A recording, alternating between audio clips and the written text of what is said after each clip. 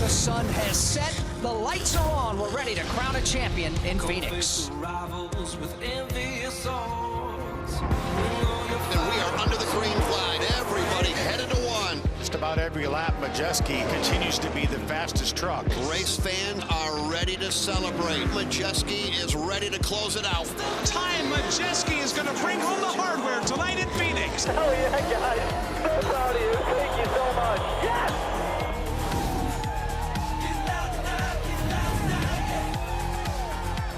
Certainly was a dream season for Ty Majeski. Found victory lane 3 times, and of course he was crowned champion. What do you think, Kevin? Should we dial him up? Let's dial him up.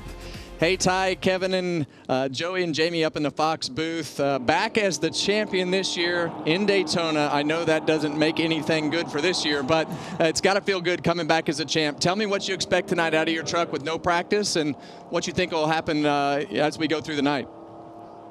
Yeah, man, I'm excited to be here, first of all. This is actually a brand new truck, so the first lap that this thing has seen the racetrack was today in qualifying. And sometimes when you build a super speedway truck, you don't know what you're going to get. And, yeah, it's got speed right off the bat here, so looking forward to it. Daytona obviously turns into a little bit more of a handling track than typically Talladega is. So, yeah, handling's going to come into play tonight. Hopefully we can make the right adjustments and keep this Silverstone Ford F-150 up front all night. All right, man. Have a great night. I appreciate it, guys. Take care up there.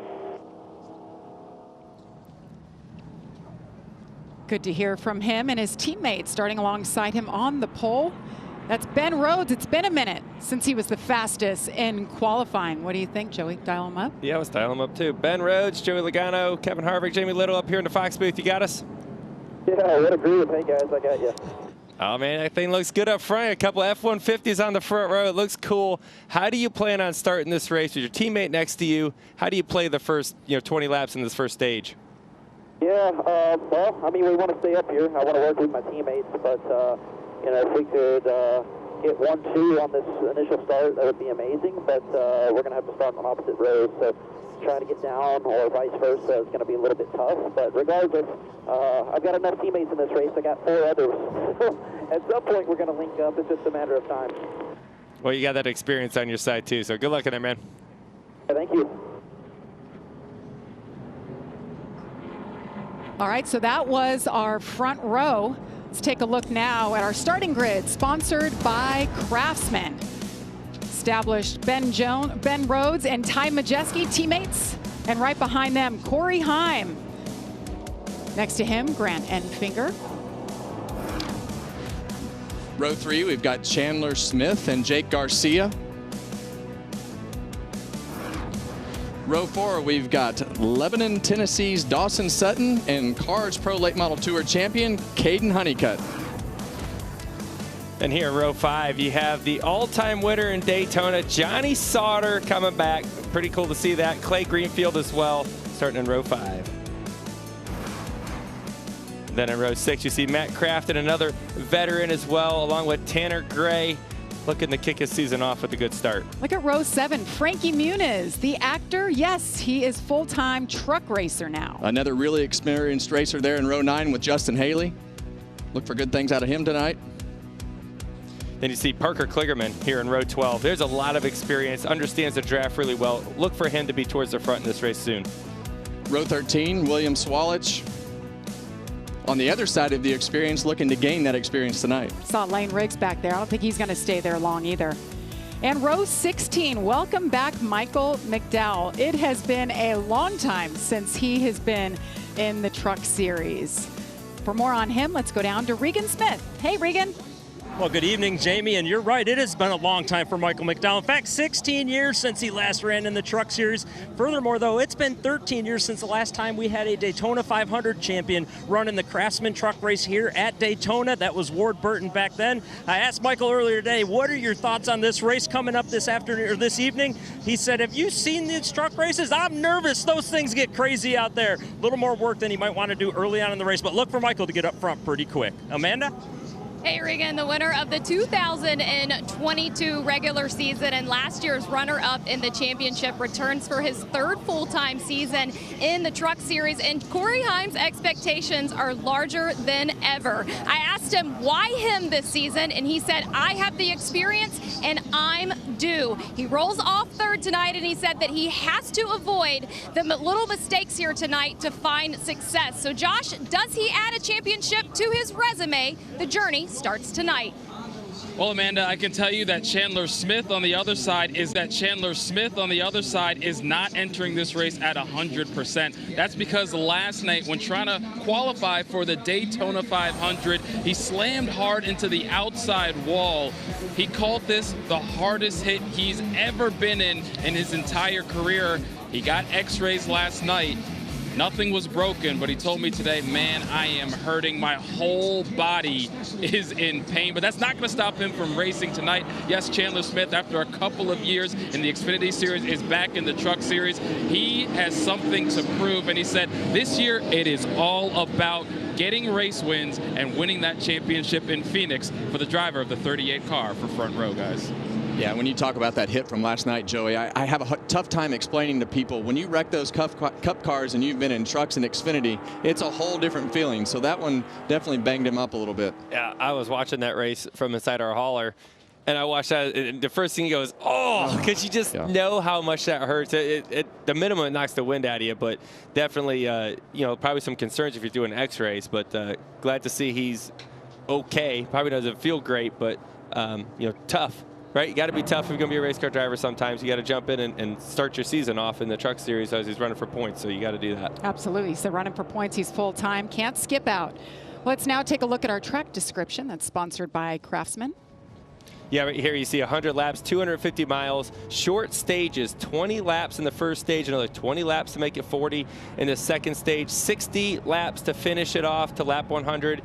And then you got pit road speed, 55 miles an hour. Don't want to push that too much. And your fuel window, I think this is a broad number. It says 32 to 35. They may be able to push it a little bit more depending on, you know, cautions as well, but what they're willing to save in the pack. The difference of fuel being used if you're the leader versus being third in line or fifth or 10th in line is a huge difference. So that may come into play later in the race, especially with the amount of green-white checkers we may see tonight. Yeah, and as we look at the track description here, you know, this is a very similar to Talladega type racetrack, 2.5 miles long. I will spit that out at some point. But the big thing to me, the difference between the guys and gals that have raced at Talladega that come to Daytona, it's narrow. It's a lot narrower than what we have at Talladega. So this place gets tight when you get 2 and 3 wide. Hey, Regan, what are you hearing on Connor Mozak? Well, Jamie, a tough start to the season already for Connor Mozak, scheduled to start in 30th place. When they went to take off down there on pit road, though, found out he only had reverse, didn't have first through fourth gears in that truck. They have had to take him behind the wall already to the garage to work on that truck. He was so excited about this race, too. Wow, we talk about practice and what you need. That's a big piece for that team. Unfortunate for him. Running full time for Bill McAnally as the pace truck pulls off. The weather absolutely beautiful. Hopefully we get lucky for this entire race as the teammates, Ben Rhodes, Ty Majeski, we are racing in Daytona. Immediately you see the teammate restart. I call it the okie dokie. The leader came down in front of the second place car. That shows me right off the bat that those two trucks want to work together. That's exactly what Ben Rhodes told you on the radio. That's what he hoped would happen. Yeah, and as we see the start of this race, you see those two trucks on the outside immediately start to push a little bit. There's definitely a rule here. You can push on and off of the bumper, but you can't stay locked to the back bumper. Chandler Smith in that yellow 38 truck on the outside. He's the one we talked about in that huge wreck last night. Already up there making moves. That made me nervous right there, Kevin, watching the 9 get there with Ben Rhodes there. He's barely clear. And a lot of people, as you're watching this race, you'll see these trucks move around a lot. You watch the Cup cars and Xfinity cars, they won't move around as much as these trucks. These trucks get huge runs up to the back bumper of each other, and when they push each other, the way that the front bumper is designed, it almost lifts the back up just a little bit as you see one shoot to the infield. He's going way low, too. Got shuffled out. Things got a little heated there. It's so easy when you get to these back bumpers, if you're not offset a little bit to the right, as you see that lead truck on the outside there almost start to dance around in the back, but you have to get comfortable being pushed. You have to get comfortable pushing in order to make good progress, and especially get comfortable with it so at the end you know what you're doing. Exactly, and you want to know which cars can take those pushes, right? You may try a couple different cars to push someone, because it's not just, you know, the driver that's doing a big part of it. The car setup is a big piece of how your truck can take a push. Ben Rhodes continues to lead over Chandler Smith. Grant Enfinger third. He's a former winner here. He knows how to do a thing or two with this drafting. His truck looks a little different this year. He's camo. He's not that bright yellow we're used to seeing.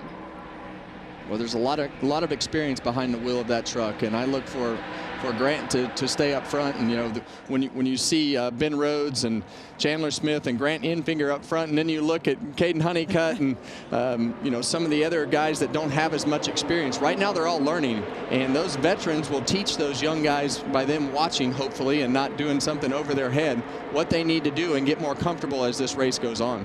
Drivers in this field, 18 to 73. Replay here what happened to Clay Greenfield. Yeah, and it looked like Matt just kind of got into the back bumper a little bit, and I don't know, he just kind of got out of there and said, I don't like that at all, and hooked a left. That's a pretty wicked left to take. I don't know if I understand exactly everything that happened there. We had a couple that had to drop to the rear as well. Jake Garcia in the 13, Gio Ruggiero in the 17 as well. Big move.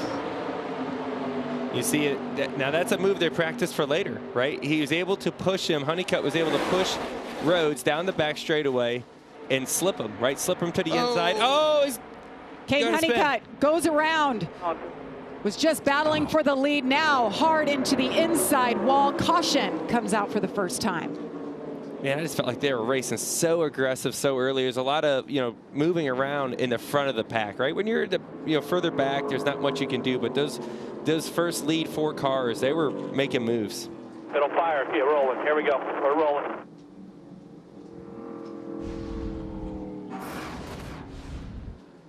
Let's see what happened here coming off of turn 4. Watch the lead truck here, 45.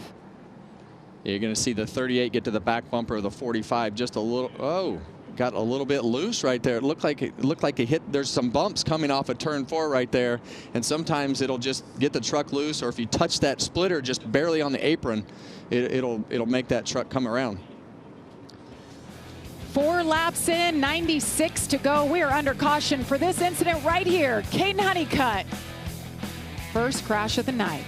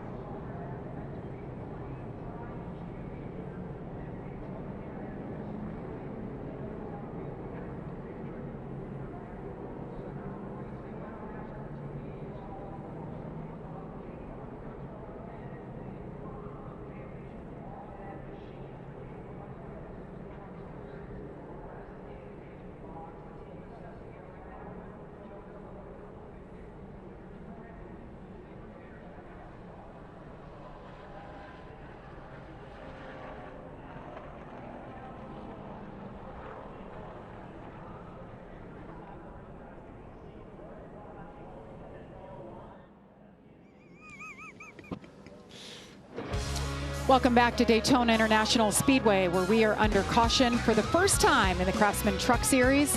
There was a single truck incident involving Caden Honeycutt. So let's take another look at this. Yeah, it looks like the 45 truck actually gets a little bit out of shape and kind of questionable as to whether the 38 even touched him. First off, this is an aggressive move. You see the move here, a little block. He's got to go under the line a little bit. Questionable call there, but there you see a tight clear. Couldn't quite clear him, right? Comes back down. And this is where it gets tight off of turn 4. Or I should say loose off of turn 4. And the unique part about turn 4, no matter what you're driving, in a way that the 38 truck kind of came up on that back of the 45 truck, when you start rushing up on the truck in front of you, it starts to make the truck in front of you get a little bit loose. And you saw the 45 get loose because it probably started taking some air off the back of that 45 truck, and then he wound up having to chase the truck up a little bit and wound up spun out.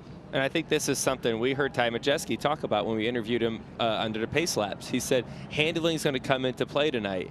Boy, 4 laps into the race, we've seen handling come into play. And it's always such a fine balance. When I own the truck teams, I don't think it's changed much as far as drag versus downforce. And you have to be able to be comfortable being pushed and not get to the point where you're almost comfortable being pushed, where you're not even actually being pushed and the truck gets loose, because you can't drive it like that. So this is also a learning situation to where the 45 didn't know anything about his truck because they didn't practice. Amanda? Yeah, before Caden was taken off to the medical center now for evaluation, I did hear him on the radio talking to Phil Gold, and he said, hey, man, guys, I'm really sorry about all this tonight. The 38, he wrecked half of the field last night, and he's well on his way of doing it tonight. Hate to see that happen.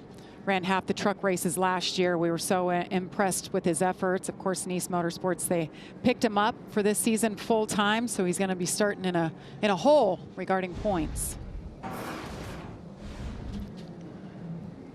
So this could be an interesting call here, Kevin. If you pit here, I think you can make it to the end of the second stage. I would think so, and this is one of those scenarios where it's just, hey, do the opposite. Whatever the front half does. If they stay out, you come in. If they come in, you stay out. Right, and this is what's going to flip you for trying to get stage points in the second stage. That's exactly what you guys talked about. Regan. Well, Jamie, a number of different agendas right now on pit road, but the 88 of Matt Crafton, this will be an unscheduled pit stop for him. Look for them to go inside the truck. They are going to work on the ECU in this truck. On the initial start, he hit the rev chip just a little bit and said it cut off when he did that briefly. Didn't think it was anything major, but then later on down the back straightaway at full speed, the truck completely shut off again on him. So tough break for him early on. They're going to see if they can diagnose the problem and get it fixed for the rest of the race. 25th season of racing for Matt Crafton. Not what he wanted early on here as they continue to try to diagnose that race truck. We're 7 laps in, 93 laps to go. High fives all around. We'll drop the green flag once again after this.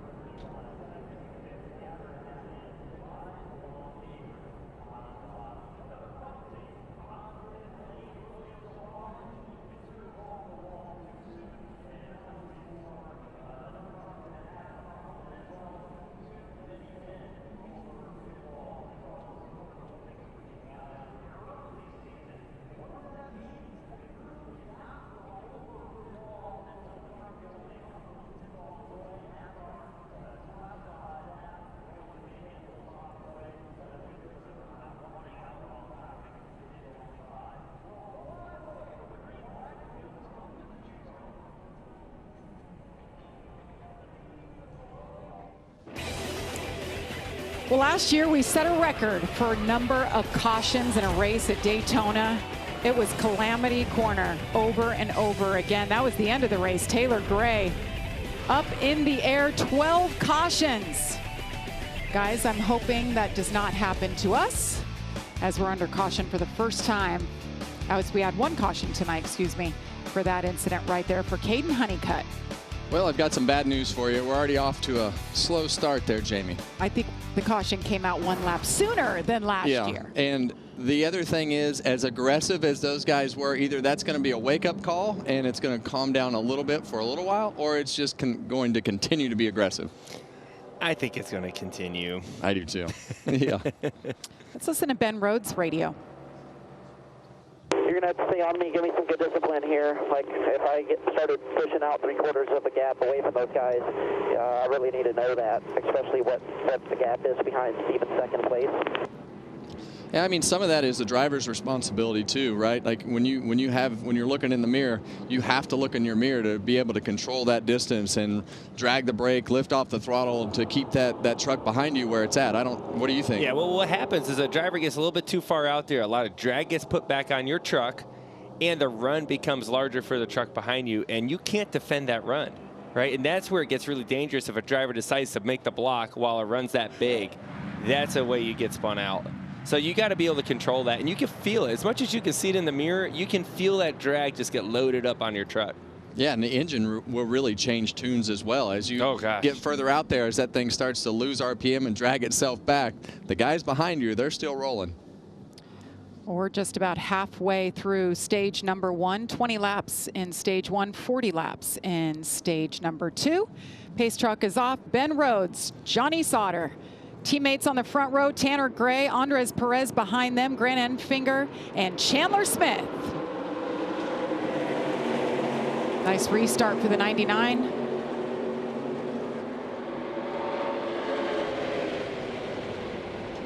Bumping all the way down front stretch. Yeah, and that's what you have to do on these restarts to get the guy in front of you, get that leader going, get your line going. You see 3 rows back, they were really formed up really well, tight to the bumpers, and in the end, they're still even. Yeah, and what's going to make a difference in the front 2 trucks moving is going to be what's going on with the 3rd truck, right? If they can keep those front 2 trucks together like we just saw there down the back straightaway with Johnny Sauter and Ben Rhodes, that's what's going to make the difference for them. So you got to be able to stay together. It's amazing how much it looks like they float when you see this aerial shot of them. These trucks are not stable, and to me, these are the hardest vehicles to drive of all the race vehicles down there when they get to pushing and shoving, because of the way that the back end gets lifted up a little bit when they start to push, and the rules and everything that happens with these trucks with the big front window. The runs that you get are really big, and when you push, it's really hard to control the truck. And remember, so you have a truck that's difficult to control, runs that are super big, and drivers that don't have a lot of experience, right? Some of them do, I hear, but a lot of them are pretty new to this whole thing. And the drivers that are new to the whole thing are scared of nothing. It's a mixed bag right there, what you guys are talking about. The top 10, some youngsters that have never done this in a truck at Daytona, and then you got the veterans who have won here before. Well, you see it right there, the 15 just get loose again there. Let's get an update on Johnny Sauter. Josh. Well, Jamie, remember during qualifying, Johnny Sauter in that 66 truck for ThorSport was able to qualify through to the final round, but wasn't able to complete the qualifying because of a left side tire rub. Well, they were able to go back, get it fixed, but during the race right now, they came over the radio, the team concerned that it still might be an issue. Johnny came back over and said, I think we're good, I think we're good. They debated coming in to look at it, but Johnny doesn't want to give up the track position, so keep an eye on that for the 66 as they continue to run, guys. No doubt. At speed, thinking you might have an issue, but you got to keep your foot in it. Yeah, and you just have to go with your gut. As you see that whole outside line stack up right there. But the one thing from qualifying is the ThorSport trucks have a lot of speed, and if those trucks continue to drive well, that speed to be able to put yourself in a position to be on offense. You see Johnny Sauter right behind Ben Rhodes there, having your teammate with you. Johnny Sauter with a ton of experience, Ben with a ton of experience. So that adds up quickly when you get in these positions of trying to keep your truck up front. You want to get stage points. Obviously, you want to keep it rolling, but you want to get stage points, and you want to try to keep the track position the best that you can. Well, Regan, you updated us earlier on Matt Crafton. What's the latest? Yeah, Jamie, unfortunately, yes, the Thor Sport trucks do have speed, but not the 88 of Matt Crafton. Take a listen to what he just said after the restart. I did the same thing right there at the end of the straightaway, just shuts off. Never know what's going to happen. It may have backfired. I heard one backfire down there in the one. It was me, it just shut off again. Another example of not having practice.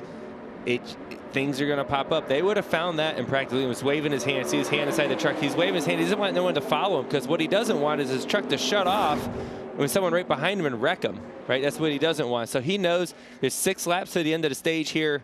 He's going to be okay. Maybe they have another chance to figure out what's wrong with that truck. Unfortunate for Matt Crafton. And that truck that was just behind him that he was waving to, that was Norm Benning, the 73-year-old we talked about, that just said he's going to do this until they tell him he's got to go home. He actually had the best line earlier after he qualified. He said, you know, I just love racing so much, and the doctor doesn't have a fix for it. You know, something I see up here in the front here, Ben Rhodes and the 56 of Johnny Sauter, they've stayed committed to each other. There's been times that Ben has gotten cleared out in front of the whole field. He could have picked the bottom lane or the top lane. He's stuck with his teammate. That means he trusts his teammate. That's one thing that's so important when you have your teammate behind you. It's just a trust factor. And now you see Grant Enfinger up front. But when you have your teammate with you, you know he's going to go with you when you make a move. So sometimes, even though you know it might be a short-term loss to keep your teammate with you, it could be a long-term gain because you got your friend. Well, there's obviously been a conversation in the Ford camp. There's 6 of them lined up behind Grant Enfinger, and you know, having that commitment from a manufacturer on the outside lane right there. You see 1, 2, 3, 4, 5 Fords lined up on the outside. I'm bad at math, but it's fun to see those guys behind you when you know they're not moving. Look at that. Our pylon just lit up blue. Oh, yeah, all the spinning. Fords are spinning around the number 5. That's Tony Breidinger. She gets it. Thought she had a chance to save it. Caution's out. Try to get coming down. Caution is out for the 2nd time. And Tony's got 4 flat tires right there. I don't believe the left side is completely detrimental to her night. I'd have to see it again. Nice she was able to bring it down pit road right away, bring it into her pit box as we take a look at what happened. We see turn 4 again. Gets a little loose. Same thing. And turn 4 to me was always one of those corners that you had to anticipate where your truck was going to be. I felt like I always needed to start having a little bit of wheel unloaded out of the truck. If you got to that part of the corner where you needed to, the banking started to flatten out, I always felt like I needed to have the wheel unwound right there, or the truck would snap the back around if I had the front tires turned too far. I always felt like I needed to be in a good position with the wheel somewhat straight coming off turn 4. Yeah, what happens is you start to get tight and you start putting your hands more and more left turn, and then it flattens out and your car or your truck bites and it'll make you free. Let's listen to Tony Breidinger's radio. Sorry, I was going to say I was free. I was just so free there, like those last 2 laps. Yeah, all good. Here we are. And this is something that they all have to learn, and that's 2 trucks that we've seen loose in the same spot. That's not abnormal here. That turn 4 situation with the loose and the way that the truck bounces and the way that the asphalt and banking unloads right there, you have to anticipate that. Sometimes I would just breathe the throttle or get up off the racetrack just a little bit in the middle of the corner so that you could have a little straighter exit. You can't do much when you're side by side, but you have to anticipate that loose and be ready for anything off of turn 4. You know, when people ask the difference of Talladega and Daytona, because everyone thinks it's so similar, we talked about the width of the racetrack being one thing, but the other big piece is that turn 4 exit. The handling matters, and it's becoming more and more of a big deal as the asphalt's starting to wear out here. She had spun right in front of Gio Ruggiero. Nice heads up that he wasn't collected in that. 2 single truck incidents so far tonight. As you see, stage 1, 4 to go. That was really interesting before you said that note about all the Fords getting together on that outside line. You saw Grant Enfinger in a Chevy, the lone Chevy up there, just kind of blocking both lanes, he didn't have any help. Yeah, he was kind of a sitting duck to the top lane. Right, for him, I think the biggest thing was if you're going to get, I always say, if you're going to get slipped one direction or the other, pick the lane that you want to be in. And for him, you don't want the Fords behind you. You're a sitting duck. You just pick the one that you may have a friend somewhere back there.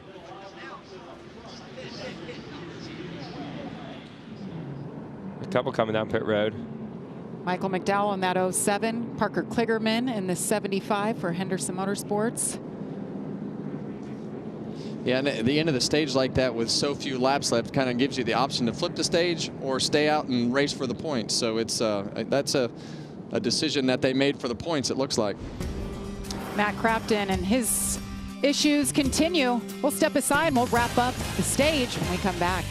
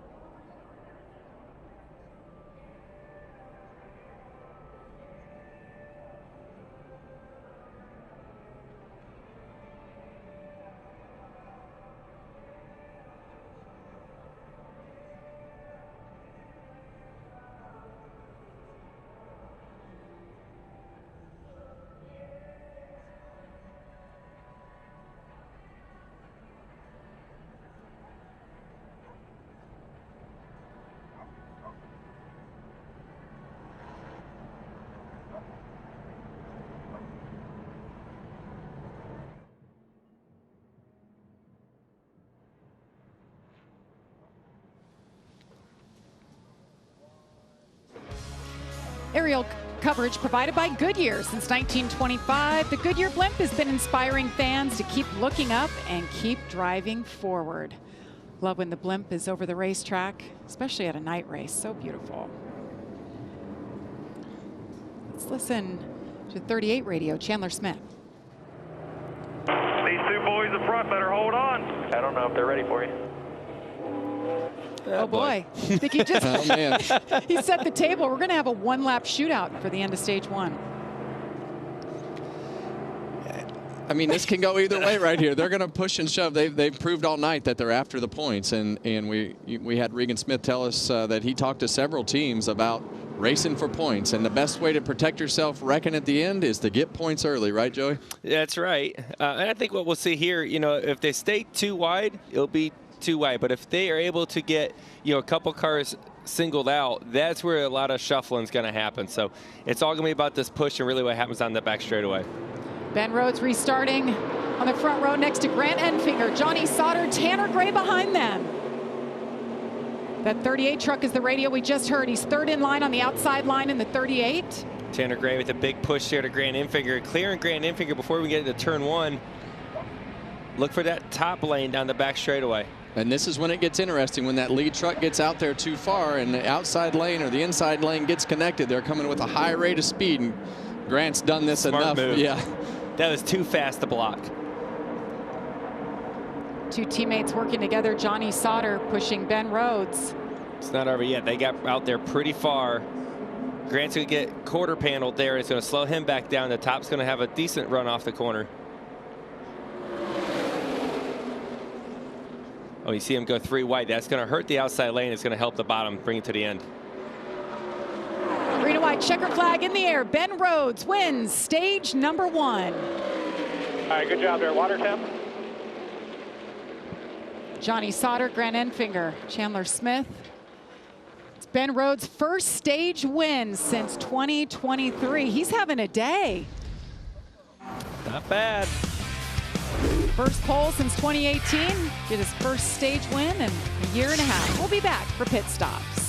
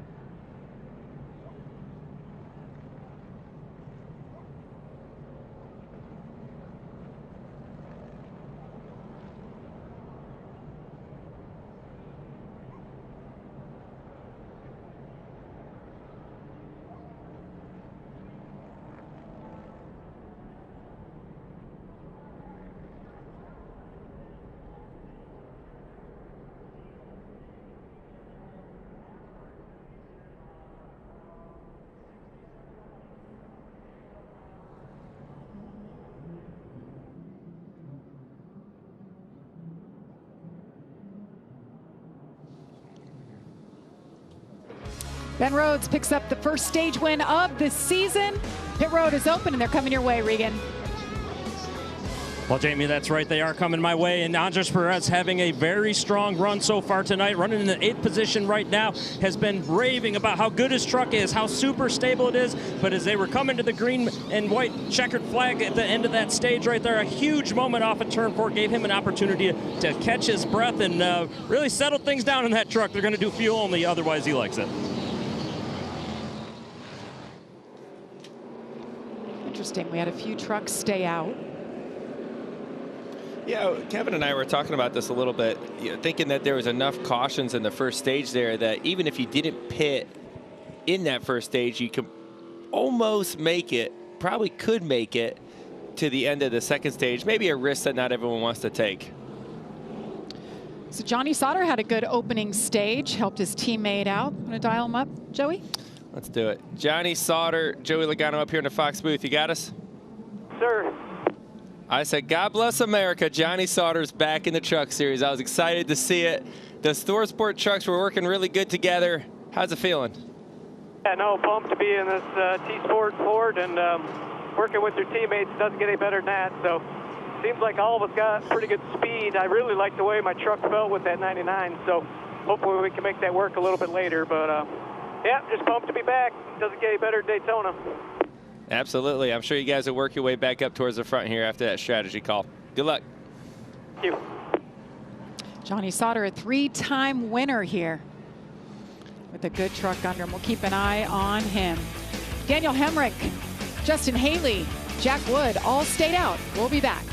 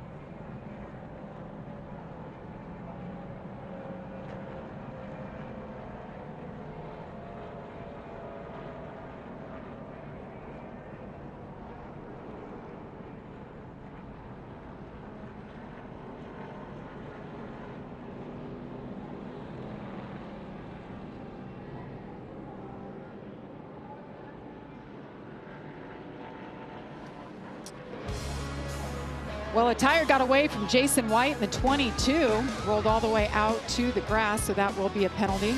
Uncontrolled tire. Had our first round of official pit stops. A couple drivers that have not yet pitted tonight, Daniel Hemrick and Jack Wood. How about this guy? Just won the stage, all of a sudden back on pit road. They're going under the hood. Yeah, you see, he's putting got Packer in. Packer, yeah. Yeah, when we say Packer, they're putting Packer in right there to keep the truck up off the ground. So they're trying to put that in the stop there to keep it from traveling so far and hitting the ground. Kind of interesting play as he just won the stage. Yeah, yeah, there must have been something that was bothering him. The problem is, you know, is this hood pin right here winds up not getting put in. You're just gonna call him out like that, huh? That's my job, Joey. Oh. We did it last night in a dual race. We had the onboard. Don't do that to flap me. it all around. So Rhodes will drop back to 32nd as of now. Sunday, it's just 2 days away. The Great American Race takes center stage as NASCAR's greatest drivers battle in the biggest race of the year, the Daytona 500, where champions become legends. That's Sunday at 1:30 Eastern, only on Fox. And just a reminder, if you set your calendars, you got to adjust them. Everything has been moved up 1 hour because of potential rain Sunday afternoon. So everything has been shifted an hour earlier. Can't wait for it. Joey, did you draw something on your face? I just wanted to make sure everyone saw that. Oh. How about this? You guys both became legends. How about 2007? I remember that, Kevin Harvick. Yes, that was a great day. 2015. Well, similar looking race cars there, Kevin. pretty special winning Daytona 500. I mean, there's nothing like it, right? I mean, winning championships are probably the only thing that's comparable to it, right? And they're different in their respective way, but the Daytona 500, there's nothing like it. And you hear people say that, and then you experience, and you're like, oh, I understand now. I get paid a lot more. I have to big piece. I have to do more work. I have to do more interviews, and you know, it changes the way people announce your name and think about your name and the conversation that you're in with the people that are on that Harley J. Earl Trophy. It's just a different group and a different vibe when you win this race. Got to sign a lot more autographs too. It's really cool. One of the parts that I took for granted when I was there is you put your name and your hand and your foot in the concrete and they put it outside the museum here. I didn't take that, you know, as special as it really is when you see the other guys out there, especially when your kids get old enough they can put their hands in it now. It's really cool. It is cool. They take your winning car, like you said, Joey. They take it over with confetti and everything on it as we're back to green. Daniel Hemrick, Justin Haley, talked about them staying out. A whole bunch of them that stayed out actually in the front. Yeah, we had about the first 11 trucks stay out right there. Did not pit right there, pitted before. So now we've got some of the better trucks back in the field, and we saw how aggressive those guys were. But, you know, you see Justin Haley up front not racing for points. I'm sure that truck will probably run the full year. As you see him get way out there.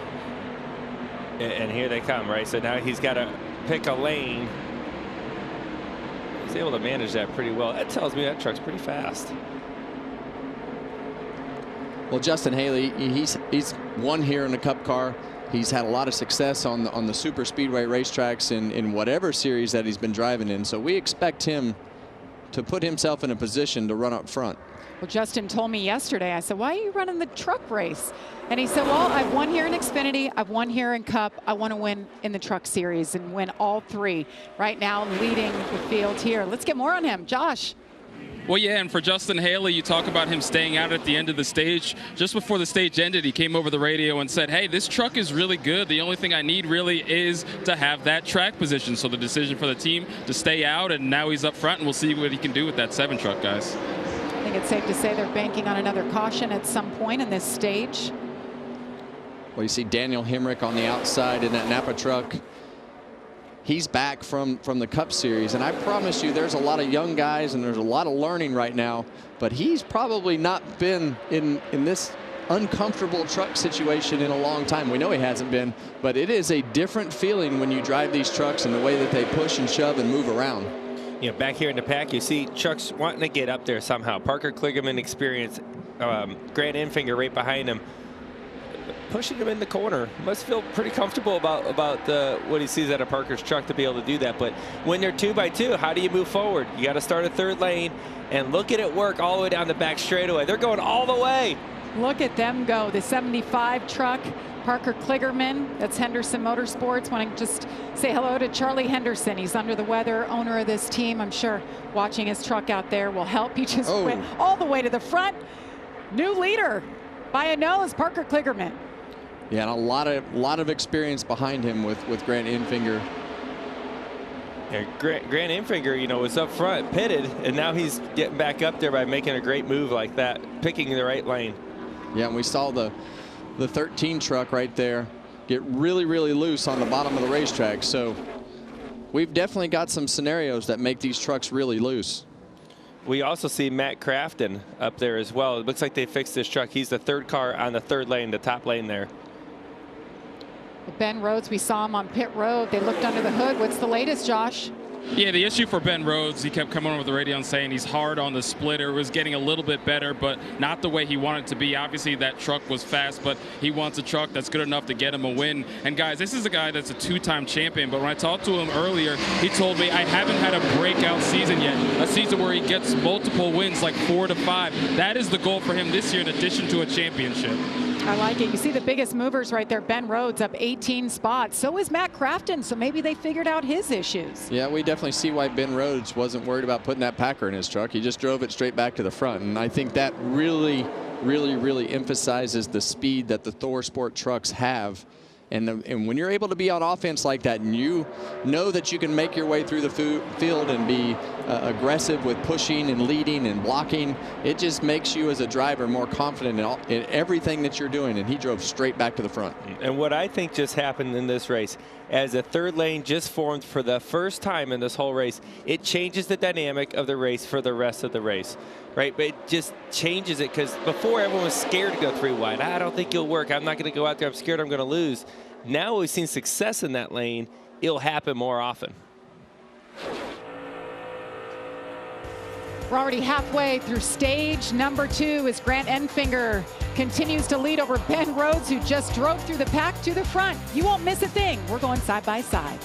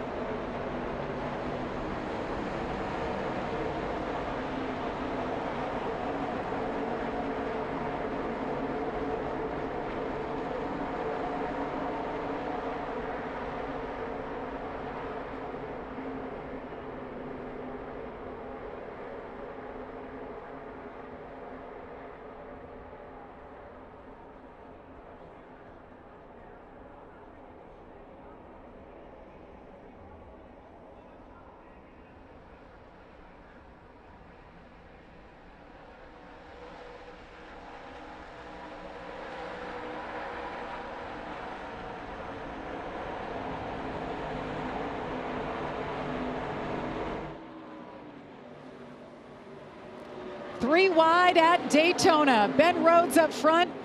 Matt Crafton, they're bouncing around. Johnny Sauter up in the mix. You guys were just saying it during the break. These guys, well, I don't even want to say it, Kevin. We're going to jinx them, saying you guys said they were doing a great job. They really have some are. Good racing going on. Yeah, they really are. And once that third lane formed, it, like you say, Joey, it changed the whole complexion of the race. And the Fords are doing a really good job of helping each other and keeping each other up towards the front. I mean, that's pretty typical as we look at Sunday as well. Ford always has a great plan, as do the other manufacturers, but Ford is really the one who started that direction of let's get a good plan for the super speedways. And I haven't noticed it carry over to the trucks like I have tonight as we approach this slower truck that could make things interesting. Yeah, they're 3 wide, and 4 wide's really, really tight. It's possible. I don't know if they're going to want to try it, but here's where the decision goes for Grant Enfinger. Do I squeeze them up or do I have to slow down? And this is going to kill the bottom lane. This is what's so exciting about racing at Daytona. Wasn't the 88 of Matt Crafton just on pit road under the hood, and now he's up here leading the race? Yeah, and this is a big moment for Matt Crafton. He only led 1 lap in all of 2024, so those guys needed to get their program turned around. Matt's got a lot of experience. I would say that this is not the Crafton typical speedway strategy, and I think that really shows you how much the strategy has changed from what you see out of the truck series, with these guys trying to get points, trying to position themselves up towards the front of the pack. You want to be in the front super speedway racing. And he's got 2 teammates behind him. Look at Ty Majeski with the Ford Performance on board. Watch his eyes. Watch how close that wheel is to him. Yeah, the first thing that I noticed, that his wheel is very close, but I also noticed that the steering wheel looks as big as him. I mean, that is a big wheel, Joey. It is. And I've heard of drivers doing this before on super speedways, because when you start getting pushed and the car's moving around, you don't want to be too fast with your hands and overcorrect. So sometimes having a bigger wheel slows down that ratio a little bit, right, where you're not as twitchy with the steering wheel. So let's compare it to Chandler Smith. See what he looks like. That looks a little more normal. Yeah, well, and what's normal though, right? Like, I think it's, you know, you see Chandler and the wheel is much further away. You know, just a totally different driving style than what we saw with Majeski. And both very successful at what they do. But from a driver's standpoint, you want to be comfortable in that truck with where your arms are, how you sit in the seats, your angle, and that's something that you develop at a really young age, and the things that you're exposed to. And when I go back, I mean, Chandler's he's a lot taller than Ty. Ty's a very short guy and has to do some different things with the positioning of the wheels and the pedals, and it kind of puts you in a different box as far as all of that goes. So it's very unique as to how each guy sits behind the wheel. Well, there's nothing normal about you drivers, by the way. I was saying normal, like from driving your car at home. Chandler looked a little more like we do driving our own cars. Wait, so you're saying we're abnormal? Maybe just a little. So do I still get lumped into that, or are you just talking to Joey? Well, you're a meaty guy, but you're still in. All right. I'm distracted by what's going on right now, guys. This is getting big. I know it looks single file and what's going on. The Fords have taken control, and they have taken the top lane. With only 3 to go in the stage, 2 now to go in the stage, at what point does someone make a run to try to make a run at the Fords, or do the Fords decide, hey, we want to go racing too and try to win the stage? This is where a lot of decisions have to happen for a lot of drivers. And yeah, I think the whole field jumbled up a lot when they had to pass the 6. Earlier when it was slower. It's kind of single filed out the line, but the moves are going to happen. There you see 2 Toyotas. They're going to go. The Chevys behind them, they're going to go. Those are going to be the trucks that are trying to make the first move here. It's going to be interesting to see as we see the 38 truck pop out of line right there. And that just helped them, right? When he went down there, he pulled that lane up.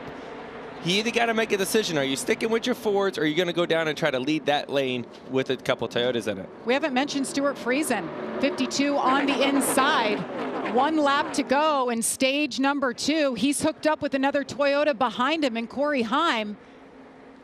There he is. He goes to the bottom there. I like that move, right? You get there in front of him. It kind of helps saying, okay, a Ford's going to win this thing, most likely.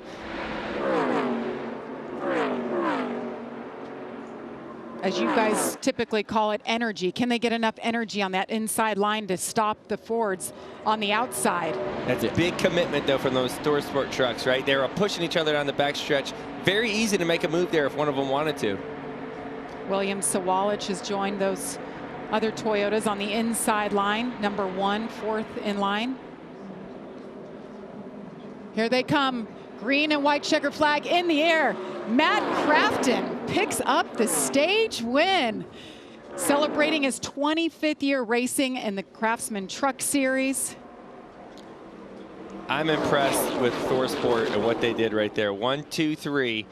And that's because they were committed to each other all the way down that back straightaway. That was very impressive. Looks like some Penske guys on Sunday. I don't know. Strange. Looked like those Penske guys on Sunday. Strange. Matt Crafton picks up his first stage win since 2023.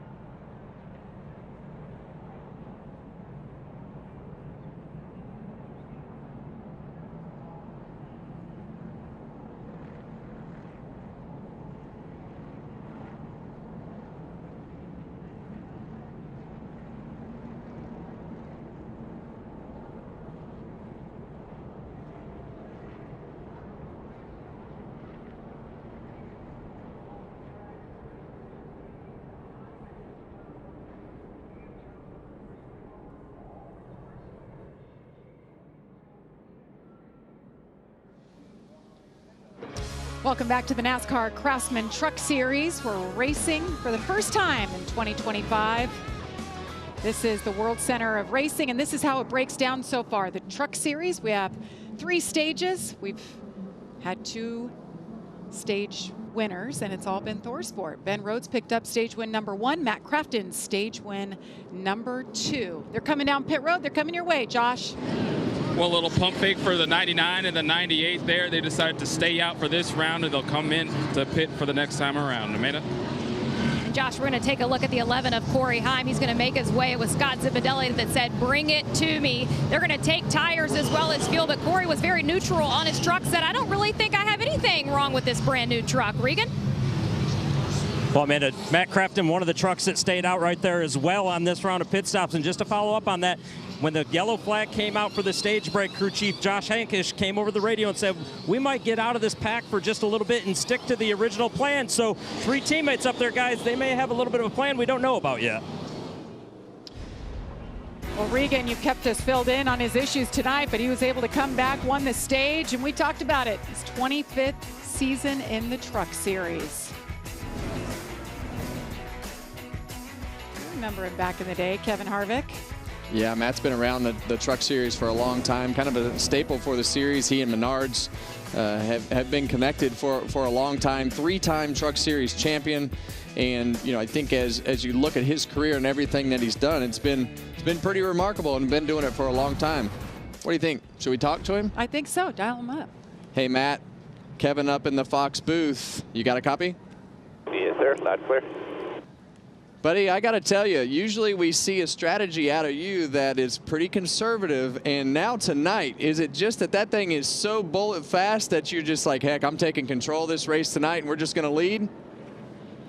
Yeah, it's time to go. It's time to go. Tired of the lagging back hasn't worked, and we've been there at the end of times, and it never came up, and never got the checkered flag here, so just throw all X to the wind and see what happens.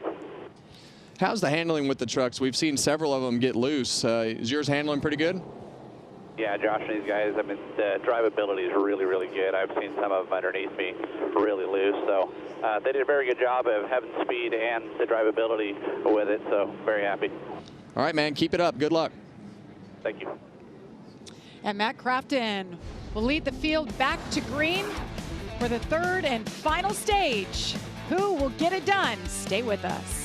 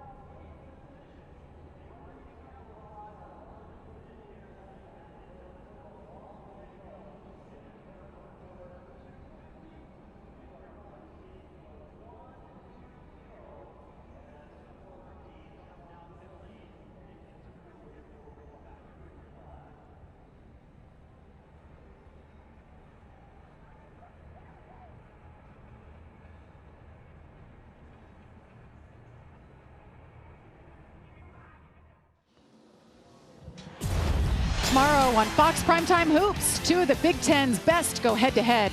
At 7:30 Eastern, 11th ranked Michigan State takes on Illinois. That's tomorrow night.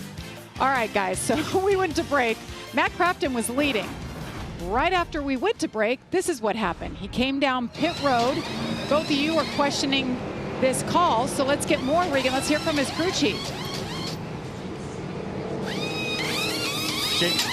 Jamie just came off of the pit box down here to talk to us for a second. Josh, you were leading, you pitted there. We're scratching our head just a little bit. What is the strategy play right now? It's a little goofy. We're just trying to get all the Fords lined up here, and hopefully they all pit before us, then we'll make some time together when they all pit. All right, good luck. We'll be watching. Thanks. Well, he's smiling. He said it's a little goofy. They're trying something. Yeah, I hope it works out for him, but I always hate giving up the track position, and maybe that's just my Sunday mentality of having the track position being so hard. Maybe those trucks, they feel like are so fast that they can protect themselves, but I felt pretty good about protecting myself up front. I also think he held his cards pretty close to his chest on that, because he really didn't tell us anything there. He just said it's goofy. Yeah. And I agree, because I don't know what the heck's going on at the moment. Well, he said he wanted to line the Fords up, so he's got 2 teammates around him. We saw the 88 drive from the back to the front one time already. So basically right now, when we go back green, we'll have 55 laps to go. You guys think that they can go a max of about 35 to 36 laps on a tank of fuel? Yeah, well, Ish. I'd say, well, yeah, we'll leave the ish in there. And you know, I think the teams kind of know exactly what they can do, and a lot of that's going to depend now on the fuel saving strategy. But that could be the possibility of going into the fuel savings so that you make a shorter stop, because these guys have done a good job so far of racing well, aside from the early caution there. But it's going to get more aggressive. I'm looking forward to see if they can move up top and try to make that third lane work again. I think it's crazy to think that's going to work twice. Corey Heim in the 11, Daniel Hemrick in the 19 on the outside. Green flag in the air once again. William Sawalich in the 1 truck, number 2 in line on the inside. Grant Enfinger has been up front all night long. He's in the 9, pushing Daniel Hemrick on the outside. Yeah, and you saw that bottom lane get checked up a little bit. It looked like William got into the back of Corey Heim there, and it checked that whole bottom row up as they reorganized on the bottom. That outside lane, they've got 3 McAnally Hilgerman teammates, and they also have an alliance with the 9 truck, so all working together on the outside. They can't get hooked up quite yet. Maybe here? Well, you see Grant offset to the right rear of that truck. You can't be centered up on these trucks in the corners, so you have to get offset even on the straightaway a little bit to try to get the best push that you can to help that front truck in front of you stay as straight as possible. What I saw happen there in the tri-oval, 3 Fords moved up to the 3rd lane. All one and then another and then another. But look what's happening this time. The competition's ready for it, right? And so now, oh boy, we're going 4 wide. Oh boy, it's Jack Wood on the inside. I think The brown and black truck, he falls back just a bit. Everybody keeps it straight. Oh, Gio Ruggiero tucks inside on the inside lane. So much going on right there, but what I did notice is the Fords working together again, trying to work their way through the field together at the same time. And the 1 Ford that I don't see up there is that 88 truck of Matt Crafton. You see the 38 and the 34 of Chandler Smith and Lane Riggs right there on the outside lane, with the 66 of Johnny Sauter behind them, and then you see the other strategy of Ty Majeski and Matt Crafton at the back of the field. I saw Tony Breidinger is back out on track, so she's back there with a couple of teammates. Breidinger is 1 lap down. She had a single truck incident, brought out the 2nd caution of the evening. And I really like racing towards the front of the pack. I just think that evolution of saving works out every once in a while, and it could work out tonight. But I think that when you get to the end of these races, and Joey, you're so good at it, and I think that's one reason that you became so good at it, is you always stayed up in the front of the pack to work on exactly what Grant Enfinger is doing right there, so that when you get to the end of these races, you know how to push, you know where your truck is, you know all the things that you need to do with that vehicle to make the right moves happen. That goes back to what we talked about before the race started with rookies. Make the moves, right? Do something. Oh we got them wrecking back here.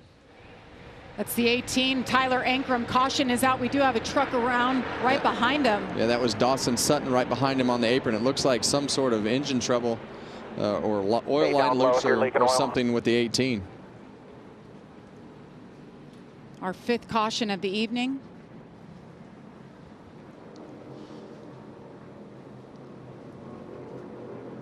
Didn't pop out a gear or anything, just blew up. There you hear it, just blew up. Yeah, I wonder if he leaked some oil there and that's what happened. Yeah, don't think the truck behind him of Sutton got tore up. It looked like he just spun around. And the 18 truck of Ankrum is done. There's Ankrum, bottom of your screen, and Sutton right behind him. Oh, right there. Yep. Oh, man. Sutton just got caught up, slipped out the oil on the track. Yeah, I wonder if he just made a quick move and that kind of got the truck upset, or maybe he got in the oil there. Yeah, I bet that all that smoke probably got his attention and he kind of overreacted there, going up the racetrack and just got loose. He probably didn't see. Yeah. Right. When you think about, like, that doesn't look like a lot of smoke, but you see a little bit from Majeski's onboard right there. Is that just a little bit of smoke when you're that close? It's completely white, and you can't see anything inside the truck. He's got some damage on the right rear. Might have been where the back of that truck was up on the banking. When he was down on the flat, the back of the truck probably got that banking. Dawson Sutton, the 19-year-old, one of the Rookie of the Year contenders.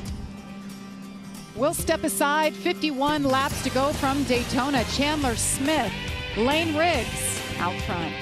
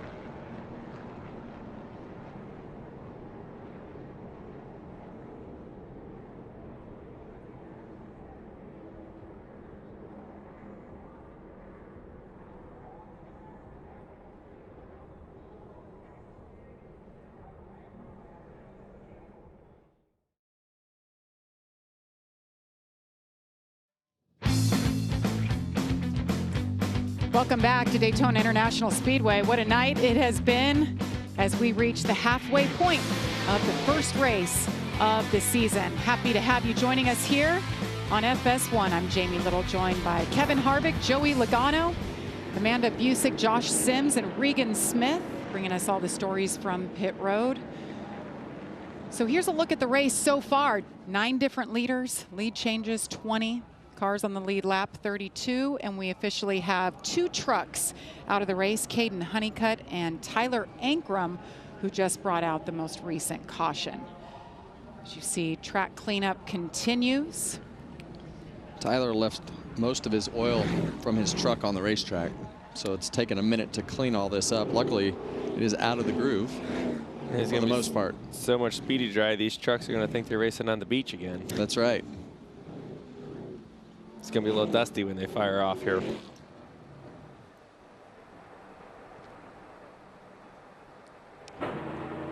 So we've got teammates, front row teammates leading right now, the 38-34, expanded to a 2-truck operation this year. Chandler Smith in the 38, Lane Riggs in the 34. Let's get to know him. My name is Lane Riggs. I'm 22 years old and I live in Bahama, North Carolina. My dad got me into racing. He was lucky enough to make a career in NASCAR and the Cup Series. Back when I was younger, got to go to a lot of races. Hopefully in 2025 we get a whole lot more trophies and hopefully a big championship trophy. My rookie year I learned a whole lot, even got a couple wins. I'm going to take all that I've learned and try to apply it and win every single one we go to. I got a lot of confidence in my team, my people, and I know we can get the job done. Well, the thing I love about Lane is just how much better he got last year. He obviously comes from a racing family with Scott Riggs and being a part of the Cup Series, but he got a lot better last year, and I look at him as a contender this year. Well, Lane's pulling it down pit road right now. Yes, he is. Talk about last year. He pulled off 2 victories, popped his arm out, his shoulder out of socket. Oh, my goodness. Victory, had surgery in the offseason, and now pit road. Oh, no, he stalls it. No, he waited. A smart move. He saw the 17 coming in. Heads up play. That could have been the end of the race for him, right? Or at least a lot of damage to the right front fender and having to lose a lot more track position. Now, was that a call you think on the radio, Joey, or is he watching his mirror at that point? Could be both, right? Hopefully I mean, both. I know I look up in the mirror a lot of times in those scenarios. Hopefully his crew chief was looking at the same thing and was able to make that call. But, you know, going back to Lane, I think he's got a fantastic future in the sport. Just looking at what he did at the end of last year, but I also like him as a person off the racetrack. Seems like the type of person who's a go-getter, well-spoken, professional. I look for him to be around for a long time. Probably learned a lot from his dad. Yeah, and you see the improvement last year from the first 14 to the last 9. He's got the frown on the left side, smiling. Yeah, that's just a great job, you know, from graphics guys. But funny story, Lane, after he got out of that truck and threw his shoulder out of socket, we got to the legend car track the next week, and Keelan stood up on top of his legend car and fell off the legend car. Didn't fall off, got up there and threw his arm up like his arm was out of socket. He's like, I'm like, what are you doing? He's like, well, it was just so funny what Lane did, so I thought it would be funny for me to stand up on the legend car and act like my shoulder was thrown out of socket. But Lane's really was. Oh, let's take a look. This is exactly what we're talking about. Yes, I finally won. Oh, we didn't show the full embarrassing part. Here we go. Oh, man. Does a little dance. They pop it back in right there. This is the best part. After they pop it back in, I'm good. I'm good, guys. Yeah. And he had to do it again because he won the next race. He had surgery on that since then. Yes, he did. Josh. Talked to Lane earlier about that shoulder. He said he actually dislocated it 10 times during his life. He said it just kept getting more frequent. So after he celebrated that victory, he's like, yeah, we need to do something about that. So the Tuesday after the final race of the season, he got that surgery. Said not fully 100%. Obviously, he can drive the truck. He still doesn't know if he'll have full motion raising his right arm all the way up. But of course, it's good enough to drive right now. Yeah, he had that surgery. And then for the NASCAR Awards, just a couple weeks later, he had to walk up on stage. It was in a sling, and he picked up his Rookie of the Year honors. All right, we'll step aside when we come back. We will continue the 3rd and final stage from Daytona.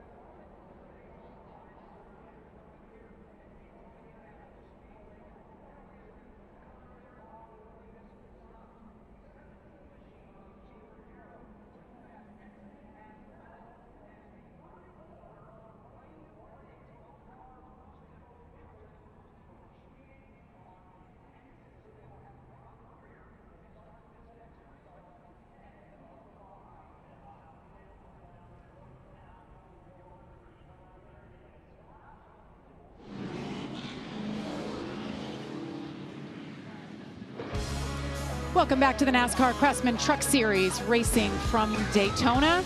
So our leader is Chandler Smith, and it's hard to believe, but just 24 hours ago, he had the biggest impact he has ever had in a race vehicle.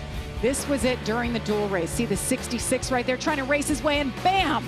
Night ends, does not qualify for the Daytona 500. I waited 30 minutes for him to come out of that infield care center. Had to have x-rays, said he's sore basically head to toe today. And look, put it aside, do what you racers do, put that helmet on.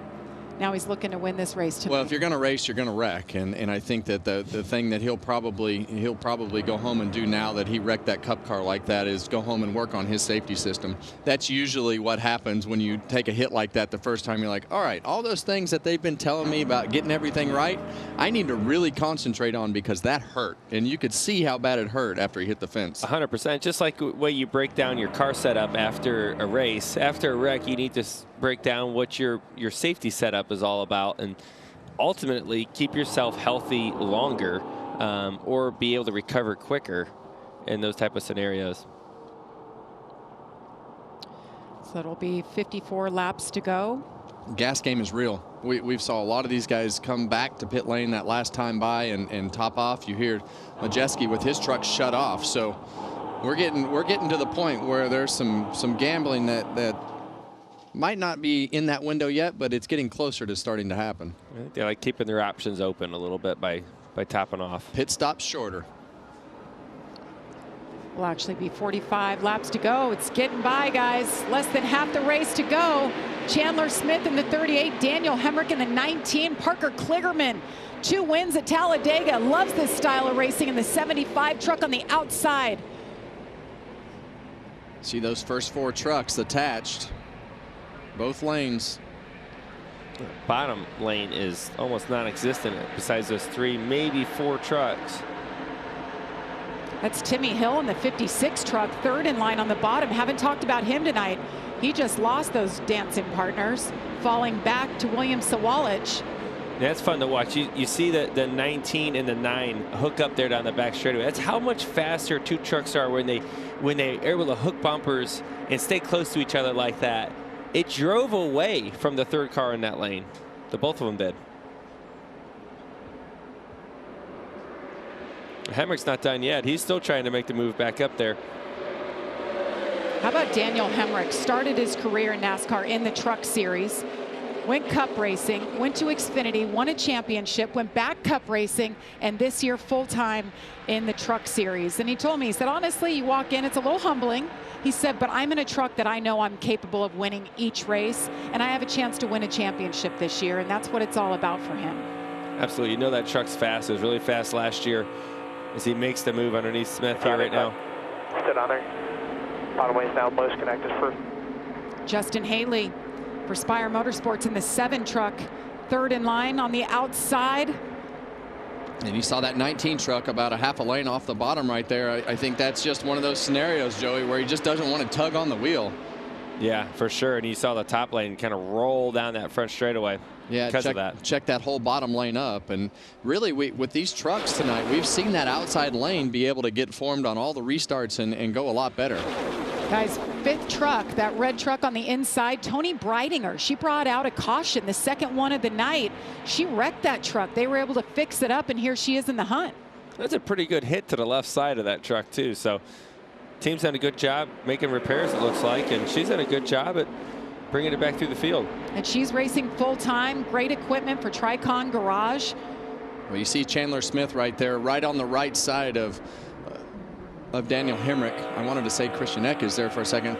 Daniel Hemrick, and what that's doing is that's the side draft. That just dumps all the air off the front of your truck onto that spoiler of the truck below you, so or above you, and you see that hatch on the tailgate on the bed top there, straight up in the air on the Hemrick truck. Did it twice. You mentioned Christian Eckes, great season with that team. He was actually with them the last couple of years, but he has now graduated, moved up to the NASCAR Xfinity Series. They'll be racing tomorrow. Well, you see Chandler Smith, I feel like he's been the most aggressive up front with the side draft and the blocks and everything that's happening. And for him, it's going to get it's going to be busier, because with the Fords that we saw up there before, we saw those ThorSport trucks lined up with a plan. Now Chandler Smith is going to have to defend himself with the 19 truck and the 75 truck of Parker Kligerman up on the outside, because they want to lead. They don't care what manufacturer he's driving. They want to be up there and put themselves in the lead. You see Grant Enfinger jumped up there in front of Parker, seeing that lane. I think you sometimes listen to your spotter and say, okay, who's the numbers in that lane, right? Who's the drivers up there, the cars that are up there? Do I think it's going to move because of who that is? When you look at that top lane and you hear Parker Kligerman, Justin Haley, the first two trucks, I feel like that lane's got a good chance of moving forward for those reasons. Grant probably heard that and said, sure, I'll jump up there. Right, and then a tight squeeze with Hemrick to get in there, too. You see that 19 truck, I'm telling you, he can't pull down on the wheel, and he had to let that truck go up the hill right there. And maybe moving up makes it a little better for him. So this is Chandler Smith on the bottom right, defending his position as the leader. Look at his eyes. Yeah, and you see from this Ford Performance camera that you see Chandler Smith able to look to this left side mirror and keep glancing up to his mirror in the middle of the truck. They don't have the electronic mirror like the Cup cars, so his mirror, he keeps having to turn his head and look to see where he's going. And you spend more time looking backwards than you do looking forward in these situations. Yeah, when you're the leader, you're looking in the mirror the whole time, right? You kind of follow. I mean, honestly, you never look out the front windshield. You just kind of follow wherever that car behind you goes. Daniel Hemrick trying to find a way around. Look at Grant Enfinger closing the gap right there. Moves up right behind Chandler Smith. Still two off top. One off your help bottom. Still two off top. Top switch connected right now. Just straight up one, straight up one, straight up one, straight up one. Still one off. Love hearing the spotter chatter. So tight. Now one up again. Still one up again. Still shading one up right now. He is clear. Nine's coming back to you on bottom right now. One off bottom. Top's going to be connected on exit. Top bus connect. That's Ryan Blanchard, his spotter for Chandler Smith, the leader. And the spotter plays such a big role. You got to paint the picture for the driver and where the runs are coming from so you get there in time. You can't react too late, because you'll just miss it, right? You got to know how it's building, where you're about to go. If you're prepared for that stuff, the moves aren't that sketchy. But when it's like last second, hey, move up top, move down low, like it happens too late, it's too slow, and that's where you get in trouble. And that's why I don't like racing in the back.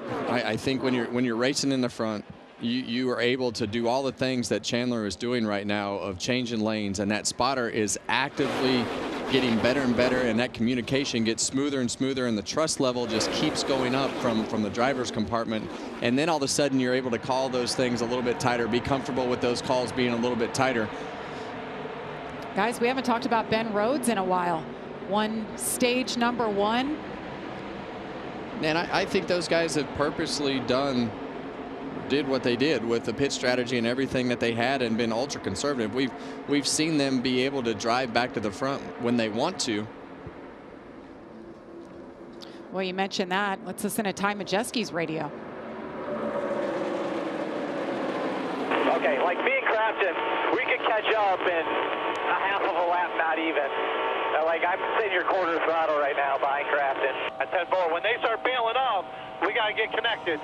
Yeah, I hear you, 10-4. So interesting there when you hear that, when they start peeling off. So they're thinking that this is going to run green long enough. This is their bet, at least, that it's going to run green long enough to where the leaders have to pit under green. They're going to all get all the Fords together, I think is what they're thinking, and try to make as much speed as possible and draft off of those trucks when they get back on the racetrack to make as much time as possible. Yeah, they're interesting play. They're definitely thinking that they're going to make better time by waiting and pushing each other as those guys peel off. So we'll see what happens.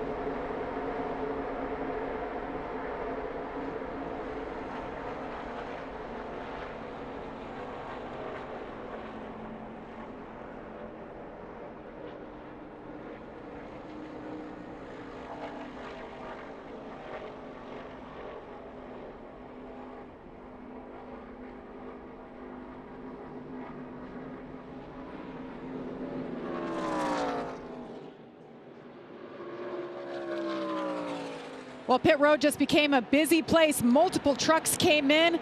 It was chaos for a moment where the 9 truck right there, Grant Enfinger, you see he got a hit in the right rear, was sideways coming to pit road, saved it, but he was hot coming in. I don't know if he was speeding, Kevin. Yeah, he's going to be coming back in. That looked like a pretty blatant speeding penalty right there, but we'll see. Yes, Grant Enfinger has a speeding penalty and will have to make a drive-through. So that was all the Chevys. They all came in at the same time. Now you got the Ford still out there. So you got another group. Looks like the Toyotas. They're all pitting together now.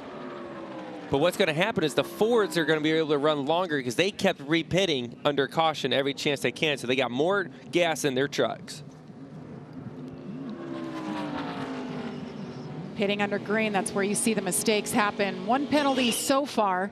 Grant Enfinger, as we mentioned, too fast entering. And these guys in the Fords are banking on their trucks being lined up and being able to run faster than all these trucks that have been a little bit disorganized getting to pit road. We've seen Grant Enfinger have a penalty, and you know, this is going to be interesting to see how this plays out. Now they need to get connected as good as possible to be able to not do that. They need to stay in line and get connected and go and make as much time as possible. So what they're trying to do right now is they're going to try to, I call it sniff the draft off the trucks that just pulled off, right? So they're up to speed. They're going as fast as they can. They're going to try to catch those single trucks that fall off the back of the other packs. They didn't have a good pit stop. And they're going to catch that draft and make their whole pack run faster. And they're going to try to make time. Their bet is that they can run faster and catch the Chevy group, the Toyota group in front of them as just a group of Fords. This will be interesting to see how this plays out. Yeah, no, the thing that I really like about this truck race right now, I know it looks scattered. These guys and gals are here to learn. They're here to understand how to race, and being able to make a green flag pit stop and have to do all this strategy and adapt to it is really, really good experience for all these guys. I like to see it. Well, I mentioned mistakes. A couple of the Toyotas busted for speeding on pit road as well. Stuart Friesen in the 52, Tony Breidinger in the 5. And there's no speedometer in these trucks. This is all done by RPM, and I think it's even harder in the Truck Series and in the Xfinity Series because you do it off the lights on your tack. It's not quite as easy to do as it is in the Cup car, but you want to push that as much as possible. You got to remember, these guys didn't get any practice throughout the day, so they didn't get to run up and down pit road and really get that dialed in on their pit road speed. But this explains why they gave up the lead earlier in the race to get all the Fords together. He said, we're going to get the Fords together to do some goofy strategy. Here's the goofy strategy. Now, here's where I'm talking about where they're going to make speed. See how they're catching Parker Kligerman in front of them. Oh, and here's a caution. This is what's going to screw the whole thing up. I was just going to say their plan worked out until now. Greenfield hardened to the inside wall. That'll bring out our 6th caution of the night. So all the Chevrolets pitted, all the Toyotas pitted, Ford's still out there. And this is the risk for the Fords. They were trying to make time and get ahead so much, and after they make their green flag pit stop, they're battling it out just between themselves. But if their caution comes out like it just did, now they have to pit. All the other trucks have already pitted and are still on the lead lap. They're in trouble. Here's what happened to Clay Greenfield. That 95 truck, the yellow one. Turn 4 again. And third time tonight. Yeah, and the way that those trucks and all the cars go over that section of the corner, we've talked about it all night. They just get free right there, and sometimes they get tight and you wind up with wheel, but then it snaps. So that loose condition has definitely popped up several times tonight. I think it's just getting worse and worse over the years. Yeah. I don't remember it being this bad in the Truck Series. It seems like just over time, you know, the track loses grip, right? The asphalt gets a little bit worn out. And a lot of it depends on how aggressive you want to be. We talked about that too, Kevin, about downforce versus drag. You want your truck to go fast on the straightaways, but you got to have some handling, especially late in the run as your tires wear out like we had right there. And it's easy to talk yourself into taking drag out of the truck. Well, you know, I think we did this and we did that. Take a little grip out. I think it'll be okay. I think last year, you know, we were fine. And then you get to the racetrack, you're like, oh my God, I can't drive this thing. It is out of control. Yeah, you got to make the setup better. You got to do all these other things. We're going to find mechanical grip by doing this, this, and this. And we'll take a little bit of downforce out for it to help, you know, go down the straightaway. But yeah. Can't beat grip, Joey. It's hard to beat grip, especially late in a run. Can't beat grip from that downforce. Joey, what's the difference in the Cup car coming off turn 4 in that same situation? How does that compare? I mean, there's a lot of similarities. I think one of the things that's really different with the trucks to the Cup cars is the side force piece. Right, when the trucks are side by side, the inside truck is going to get freer. Whereas the Cup cars now, you can be side by side, and it doesn't make the bottom car loose anymore. Just the way the cars are built, the bodies are a lot different. We don't rely on the side force in the Cup Series as much. Yeah, and I think that as we see all of these incidents that we've had off of turn 4, there's just several scenarios right here. It started right off the bat with the 45 truck, and you see him just get a little bit loose and check that lineup and get some contact from the back. Same thing here with the 5. Turn 4 has just been really, really tough for these trucks to stay grip, and then Greenfield here almost followed the tire marks all the way to the wall. So very common problem, and we've seen that with trucks on the outside behind them. And that truck of Clay Greenfield we saw with nobody even around him just spun out. You said it. Those tire marks tell the story. That's right. Absolutely. So pit road is closed right now. 30 laps to go from Daytona as we're under caution for the 6th time for that big incident right there by Clay Greenfield.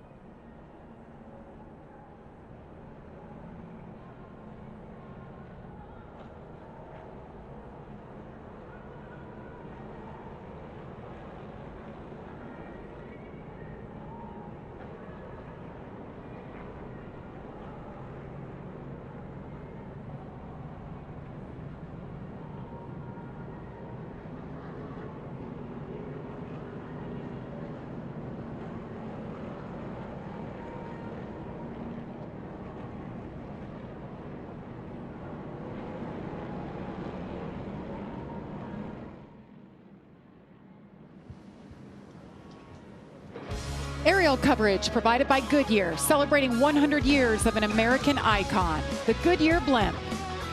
And what beautiful shots it is. Absolutely gorgeous night here in Daytona. Lit up, everything's sold out. The infield, all the camping. Grandstands will be sold out on Sunday. Looking forward to the Daytona 500. Here we go. Here comes all the Fords that had to pit still.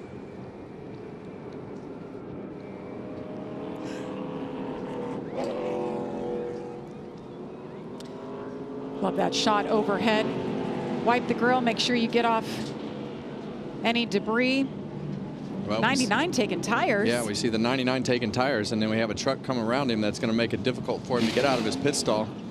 I believe that's Timmy Hill that pitted right in front of him. They're making some chassis adjustments. Others fuel only. There you say it, yeah. He lost most of his track position anyways when he put 4 tires on. Most trucks did maybe 2 or fuel only most likely, so didn't lose a whole bunch there. But as fast as that truck is, I like the fact that it'll have more grip. Things are winding down. Michael McDowell shown as the leader. Stay with us. We're live from Daytona.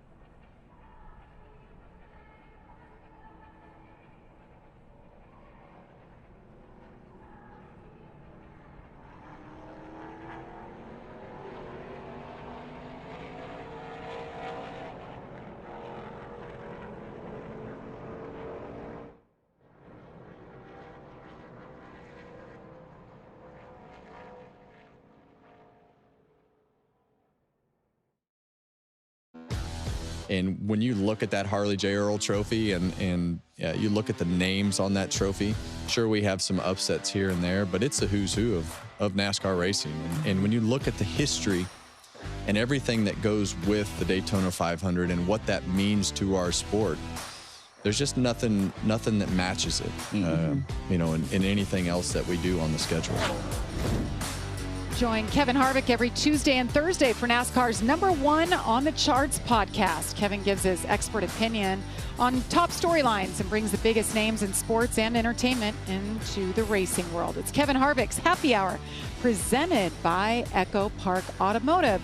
We're happy to have Kevin Harvick joining us in the booth, and of course, Joey Logano. It's so fun to hear your guys' insight and perspective, especially during commercial break. It's fun, the banter back and forth. Well, it is fun, and you go back to the podcast, it's fun to be able to interview guys like Joey and all the different guests that we have, and it's fun to be able to hear the current guys talk about racing. I'm a couple of years working on my second year removed, so that makes it interesting to see if anything's evolved or changed. We have a big day tomorrow. Yes, we're doing you an do. interview with myself and Roger Penske. Yes.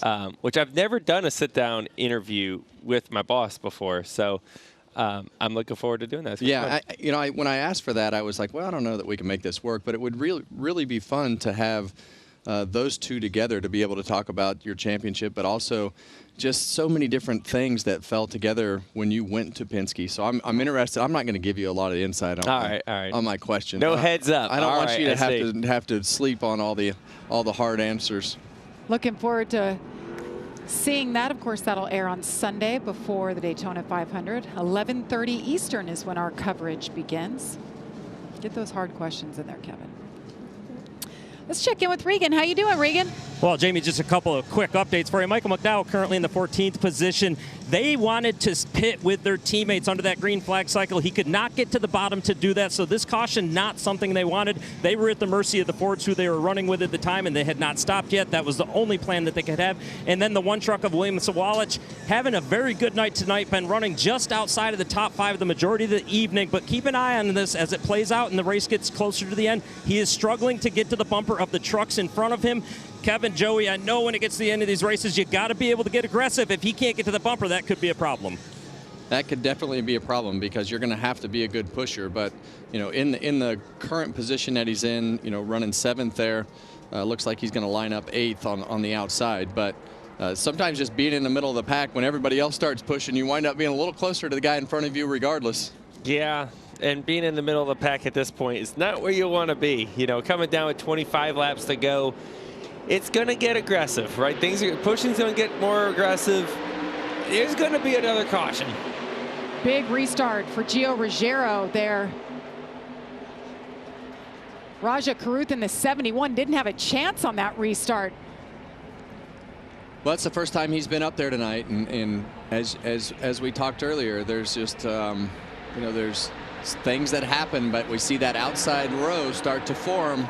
That 88 truck, we saw how fast that he was with the 98 truck right behind him. He's got all of his teammates around him. Those guys have done a great job of staying formed up tonight, but as Joey said earlier, his competitors have learned. They're fast, the top line will work, and we're just going to get in front of them. And Ben Rhodes says, the heck with you guys, I'm just moving forward.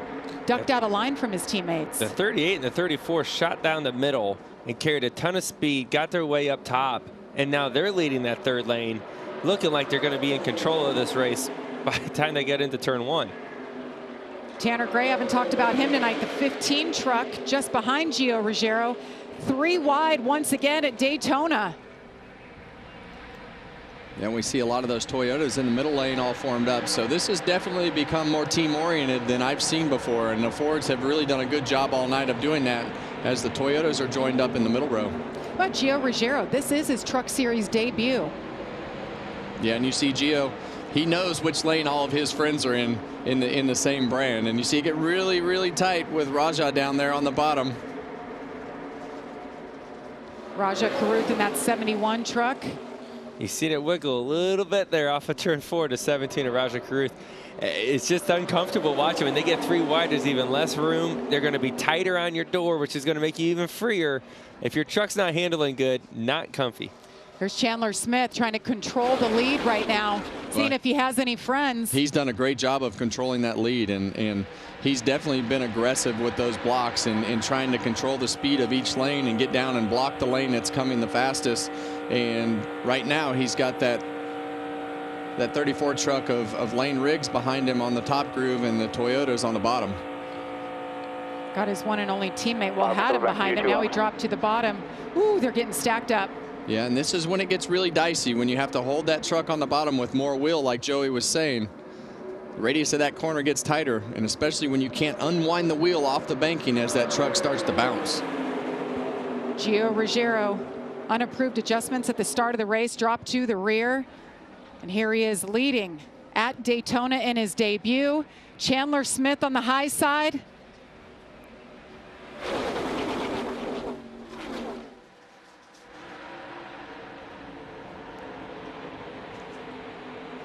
Let's get an update on Ruggiero. Josh.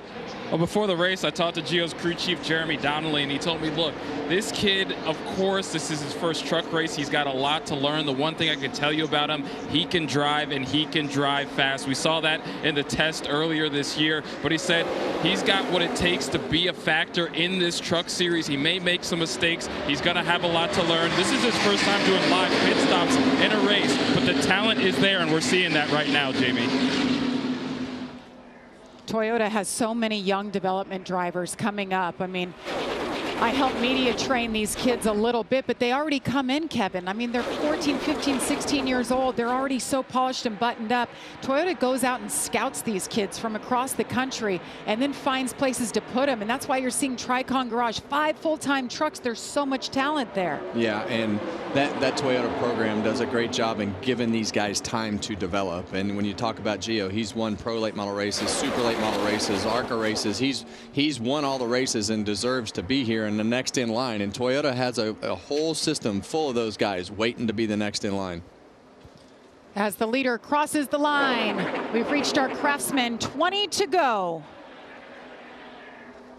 You see a lot of discipline still in that top lane. You know, they're trying to stay up top there to control the Fords. Doing that, the couple Toyotas there on the bottom, working that shorter distance on the bottom. Oh, man. Oh, he's going to get split. Oh, wow, he's way below the double yellow here. Yeah.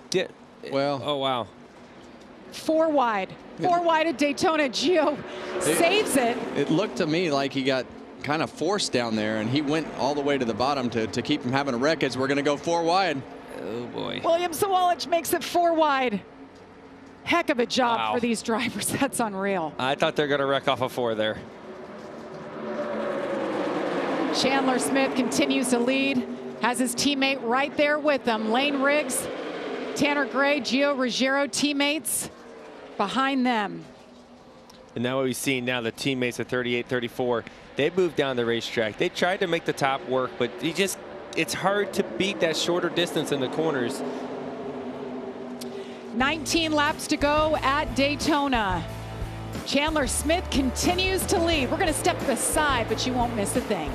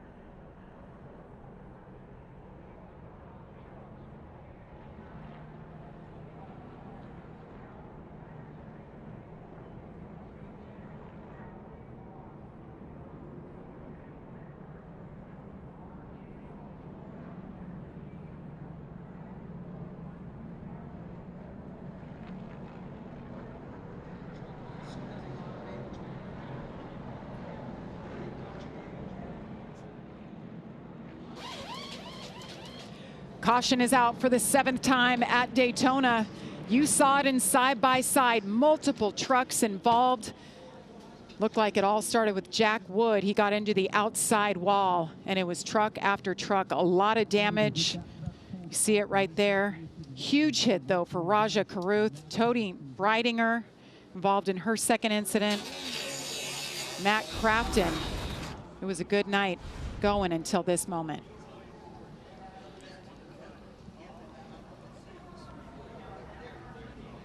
You see that we're trying to see where exactly this all started right here.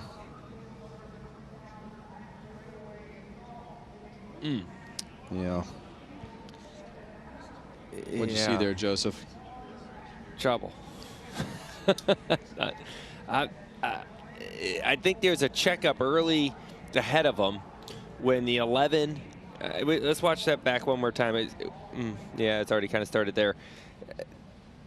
Back to that aerial view, the 11 gets to the outside of the truck that was in front of him, and he didn't mean to.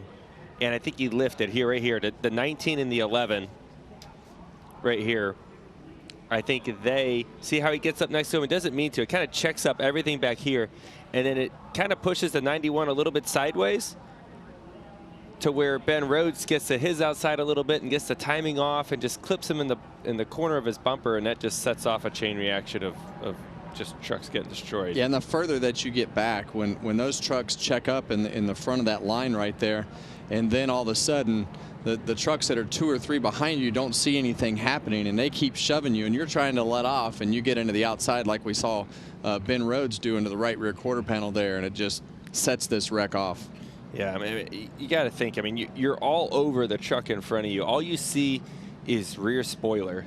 So when that truck checks up, there's no time for you to really, you know, adapt or adjust to that, and then you just run into each other. And you saw the flames come out of the pipes of the 99 truck in that shot right there. That was a big hit by Michael McDowell in the 07, head on.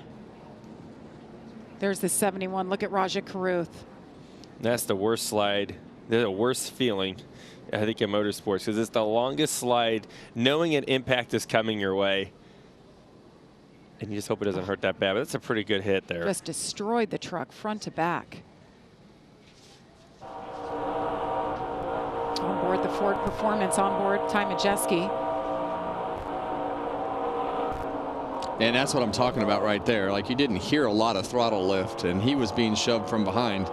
And Ben Rhodes was the one seeing all the action. Those guys, at this point in the race, it's just push until something happens. And unfortunately for all of them, the something that was happening was 2 trucks in front of them, and they kind of pushed Ben into the checkup. 8 trucks involved.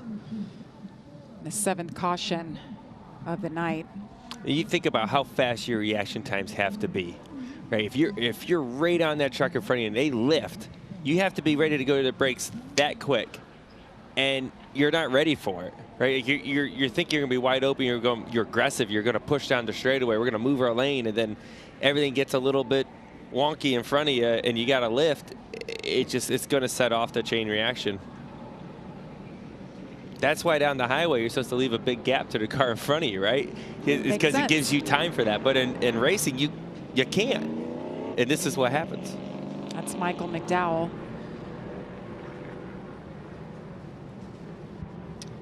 So 15 laps to go from this point. A little race recap of what we've seen. Caden Honeycutt brings out the first caution of the night. That's off turn 4 we talked about. Again, that slide straight into the wall. His night is done.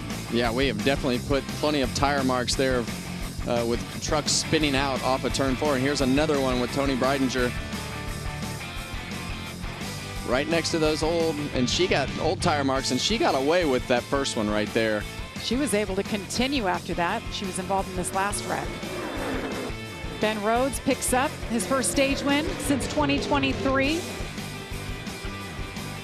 And Matt Crafton, the night he's had troubles, they had to swap things on pit road. He drives from the back to the front, picks up stage win for stage number 2. Then Tyler Ankrum brings out the caution after losing an engine. Clay Greenfield, the third incident off turn 4, hard into that wall. And that was the caution that really changed the strategy up quite a bit. And then here we have the final crash. I guess you can call it the big one. Quite a few cars tore up, or trucks torn up in this one. Yeah, and 2 of those trucks, as we see, 71 truck hit the wall really hard right there and mangled both ends of that truck. But you know, the 88 and the 99 back in the middle of that pack got torn up in that accident. 2 of the trucks that we thought were the fastest, some of the fastest trucks. And this is where you're kind of in a tough spot. Like if you're like 15th, you got 14 to go right now. You're gonna say we're gonna go green, maybe 12 to go, something like that. You're in the middle of the hornet's nest.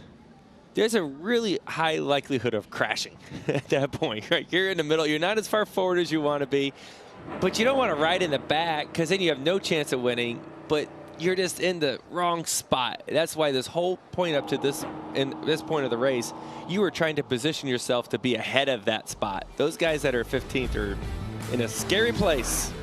We'll step aside. Stay with us. See if Chandler Smith can hang on and take the win at Daytona.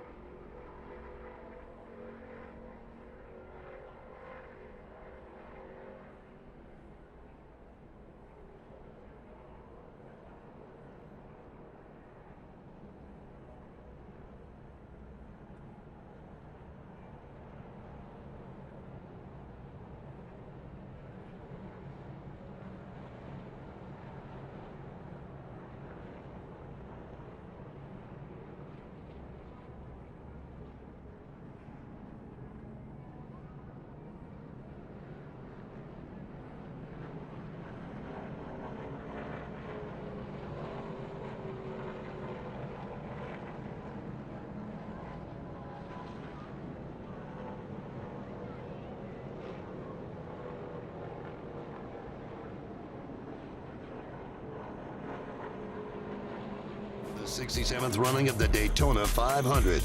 Coverage of the Great American Race kicks off at 11:30 a.m. on Fox, with the race scheduled for 1:30 p.m. As we get set for the restart, let's listen to Chandler Smith's radio. Tell them if it gets down to it, we're still 1-2. We don't need a race for this thing until we come off of turn 4, getting to the tri-oval. If we try anything before that, one of us are going to other, and it's going to put a bad taste in both of our mouths. What do you think, Joey? Well, he's the lead car at the moment of the 2, right? So oh. It's tough racing with teammates, right? You need their help, but everybody wants to win. It becomes a challenging relationship. Chandler Smith, Tanner Gray on the front row. And those are the teammates. He was talking about Lane Riggs just behind him in the 34. Let's not do anything to mess up each other's night. Let's wait till we're coming off the tri-oval, going for the checkered flag. Well, they didn't have a good restart there to the bottom lane's going to get almost 3 trucks clear. Not, yeah, 3 trucks clear. Well, you see a wiggle there in the front there. Tanner Gray got a bad push. Look at Gio Ruggiero back to the lead. Whoa. William Sawalich just behind him. Corey Heim, 3 teammates in a row. This is where the most shuffling happens on a restart because they're all 2 wide, 3 wide's an option. So you see a lot of trucks willing to, trying to make big moves, get the lead of that line. And there you see those 2 trucks again, those teammates, they are stuck together. But they just, 2 of their teammates are in the middle now. There's 4 of them trying to get together. Yeah, you saw Corey Heim go to the middle lane to get behind Tanner Gray. Now you see Gio move to that middle lane to pick up those Toyotas in the middle lanes, and that's going to leave William Sawalich in that Toyota left out.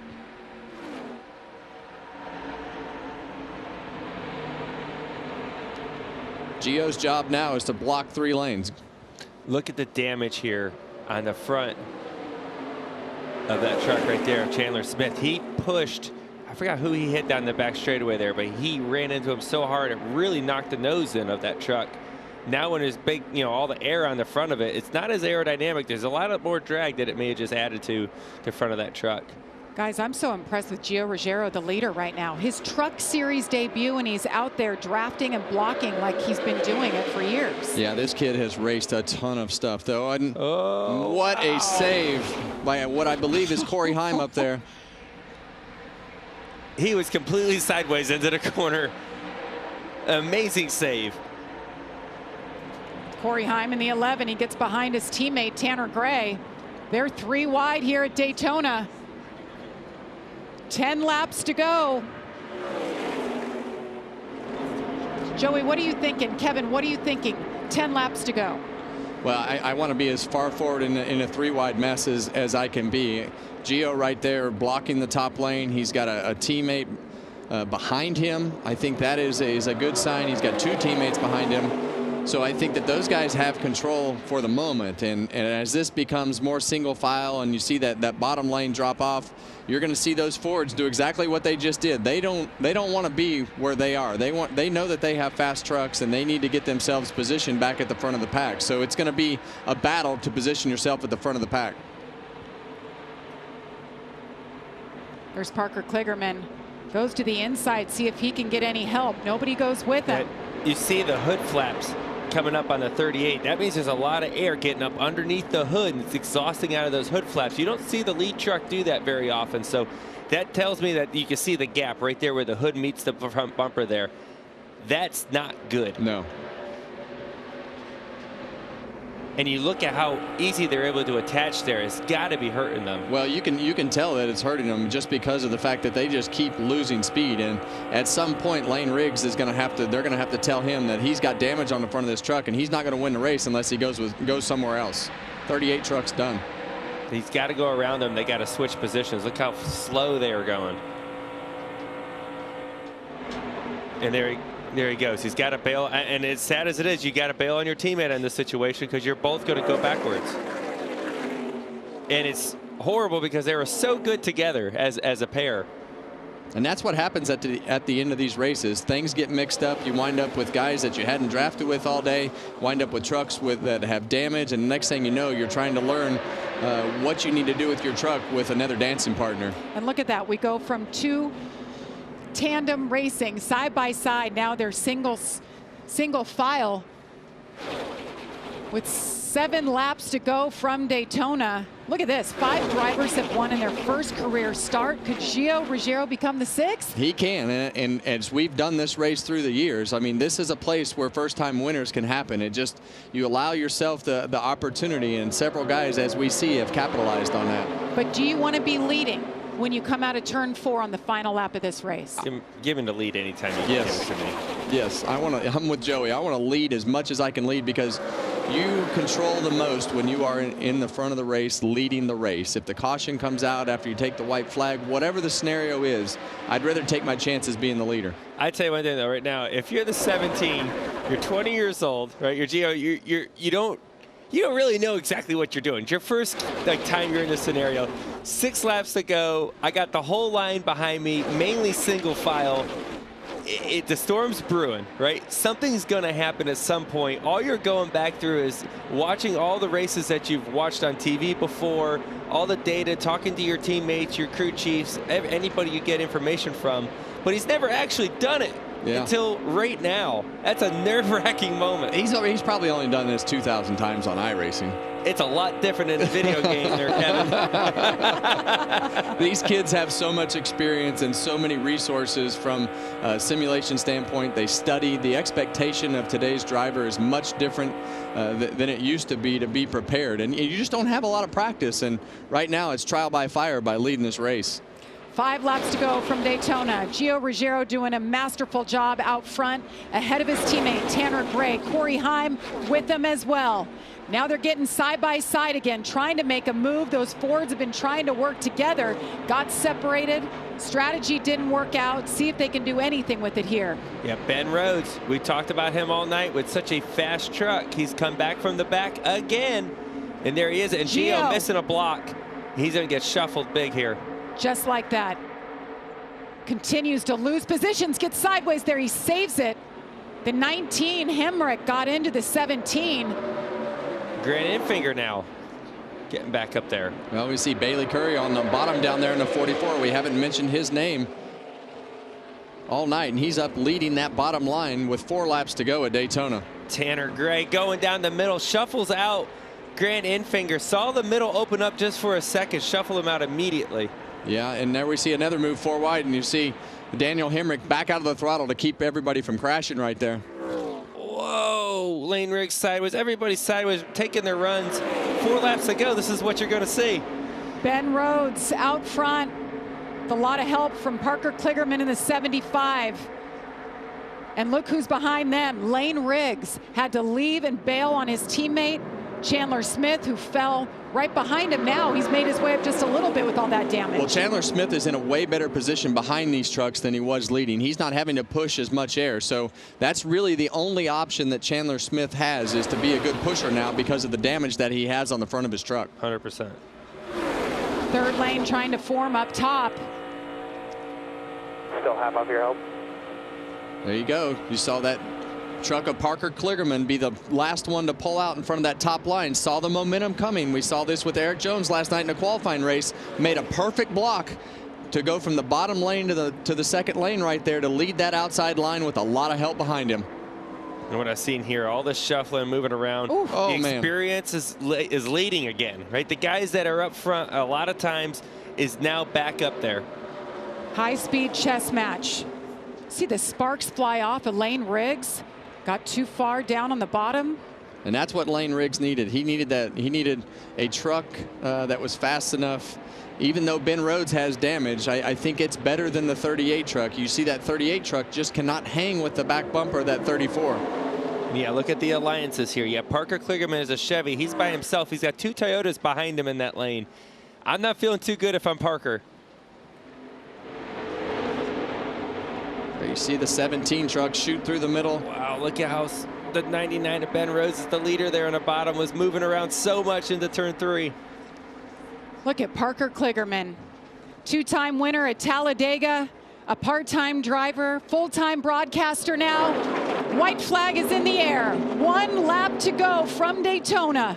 That third lane, a lot of energy on the outside. Yeah, and this is now going to become a pushing contest as you see Parker Kligerman up the racetrack. He's got that outside lane behind him, and he thought that lane was going to have the momentum with Johnny Sauter behind him.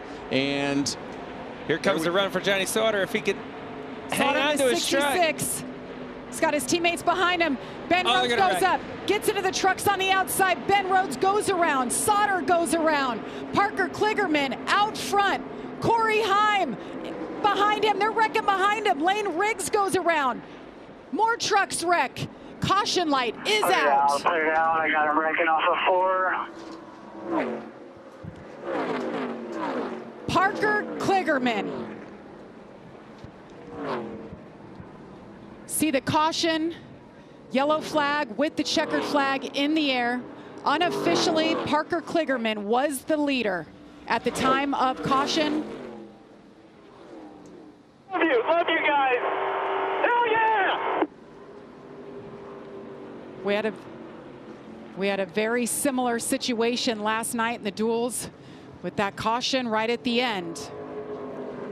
And boy, things were just going crazy down the back straightaway there. There's so many runs happening, but the pushes were not clean, right? The runs that I thought were going to happen on the top, the trucks got wiggling and things like that, and that's what, you know, caused the wreck ultimately, and then another one and another one. It's official. Parker Kligerman gets the win. It's his first win since Mid-Ohio in July of 2022. This is the little team that could. Yeah, and we saw the controversy that he had with a race that could have gone his way at the Roval last year in the Xfinity Series, and now you see it all finally go his way. Parker's done a great job putting himself in position to capitalize on this race tonight, and he has won at Daytona. What a race. Those guys did an unbelievable. That's one of the best truck races I've seen at Daytona in a long time as far as keeping those trucks rolling, and everybody in the field did a great job. I know they crashed at the end, but carnage was lower tonight than normal.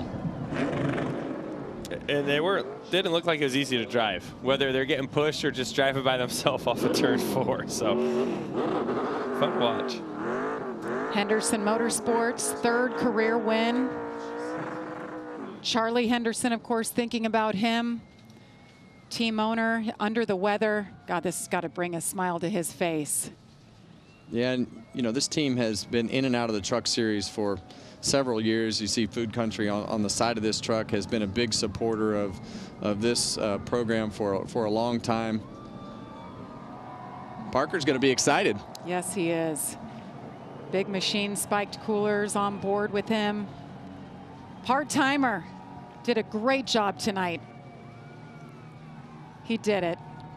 Nothing like winning in Daytona. It's just it's the coolest place you can get the checkered flag.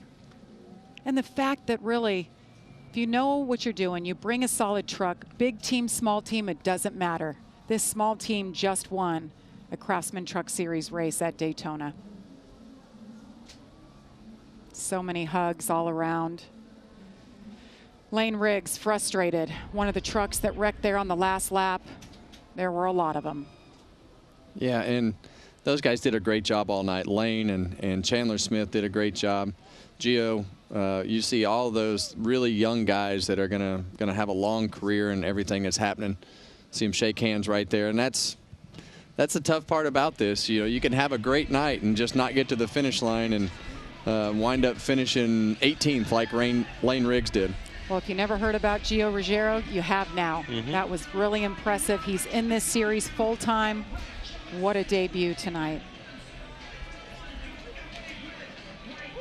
The helmet is off. One happy winner. Regan Smith is there.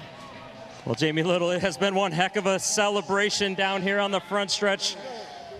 Parker Kligerman returns to Henderson Motorsports this year on a part-time basis. Parker, this is Daytona. You just won at Daytona, bud. Daytona, Regan, come on! Let's go! Biggest win of my entire life. Thank you, Don and Charlie Henderson. I wish they were here right now. Scott, we did it finally! Scott Borchetta, thank you for giving us this beautiful truck. Chris Carrier, who makes this whole thing happen, but man, I'm out of breath. I can't believe it. I just was making moves and just like, I don't know, I just, every move I made felt like it worked. And for some reason, it really did. These guys built an amazing truck. I can't believe we're here. Thank you, Spike Coolers. Finally get them in victory lane after the last 2 years. It means a lot, but this has been so close the last couple years. This means so much. To win the biggest place, we were just doing all the TV stuff today, talking about how much this place means, and all of you fans here at Daytona, thank you so much. God, I love this place. I love racing, I love winning. I'm ready for the next chapter of my life, but this one means a lot. Happy Valentine's Day to all the moms out there as well. Love you, Mom. We love your excitement. Parker Kligerman wins in the Craftsman Truck Series race at Daytona.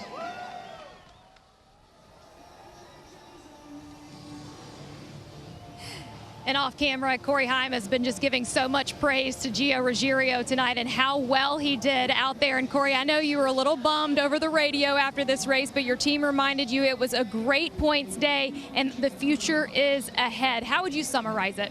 Yeah, no doubt. Nothing short of crazy there the last 20 laps. honestly pretty impressed with everyone that we kept it straight for as long as we did. Of course, they powered it up a little bit on the last lap, but compared to last year, it was such a big upgrade as far as the quality of racing. Definitely was out of control there at the end, just with being 3 wide middle and old tires being free. But yeah, like you said, hats off to Gio and Tanner. William was there up there with us at the end, and everyone did a really good job here at Tricon Garage. Huge thank you to Toyota as well. Our Tundra TRD Pro was really good all night. I feel like we put ourselves in good position. Scott Zibadillo did a great job up in the box, and take our Safe Flight Tundra to Atlanta and try to get one better. We'll see you there. Thanks.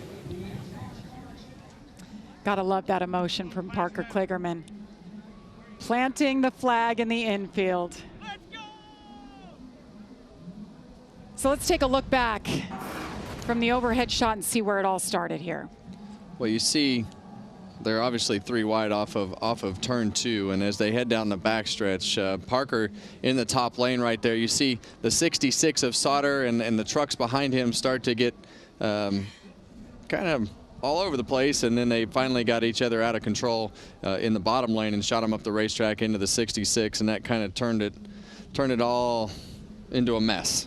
Yeah, I really thought down the back straightaway there, that top lane with Johnny Sauter had the gap to Parker. He was out there pretty far, had the push coming to him. That was going to be the run that was going to take the lead right here down the back straightaway. I thought that run right there, he was going to clear to 99. He was going to be able to get underneath him, but the push wasn't clean, and that's really what changed everything. And all the other pushes weren't clean either. It ended up being a disaster. Well, when you get to the end of these races, you just push until something happens, and that's what happened right there. You just have the biggest pushes that you've had all night. But this is also the reason that you want to be the leader. Just as we talked earlier in the race, you want to be in the lead to take control in case this happens, because 9 times out of 10 it does. Right, and this is the second crash, if you will. There was one down the back straightaway, and then it kind of kept going.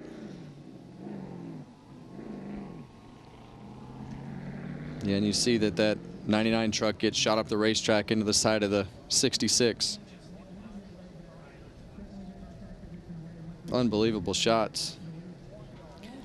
Well, after it was all said and done, it was all about Parker Kligerman getting the win. It's been a great night for Joey Logano, Kevin Harvick, Amanda Busick, Josh Sims, Regan Smith, and our entire Fox Sports team. I'm Jamie Little. ARCA race tomorrow on Fox. Sunday, our coverage for the Daytona 500 at 11:30. Right now, it's hoops.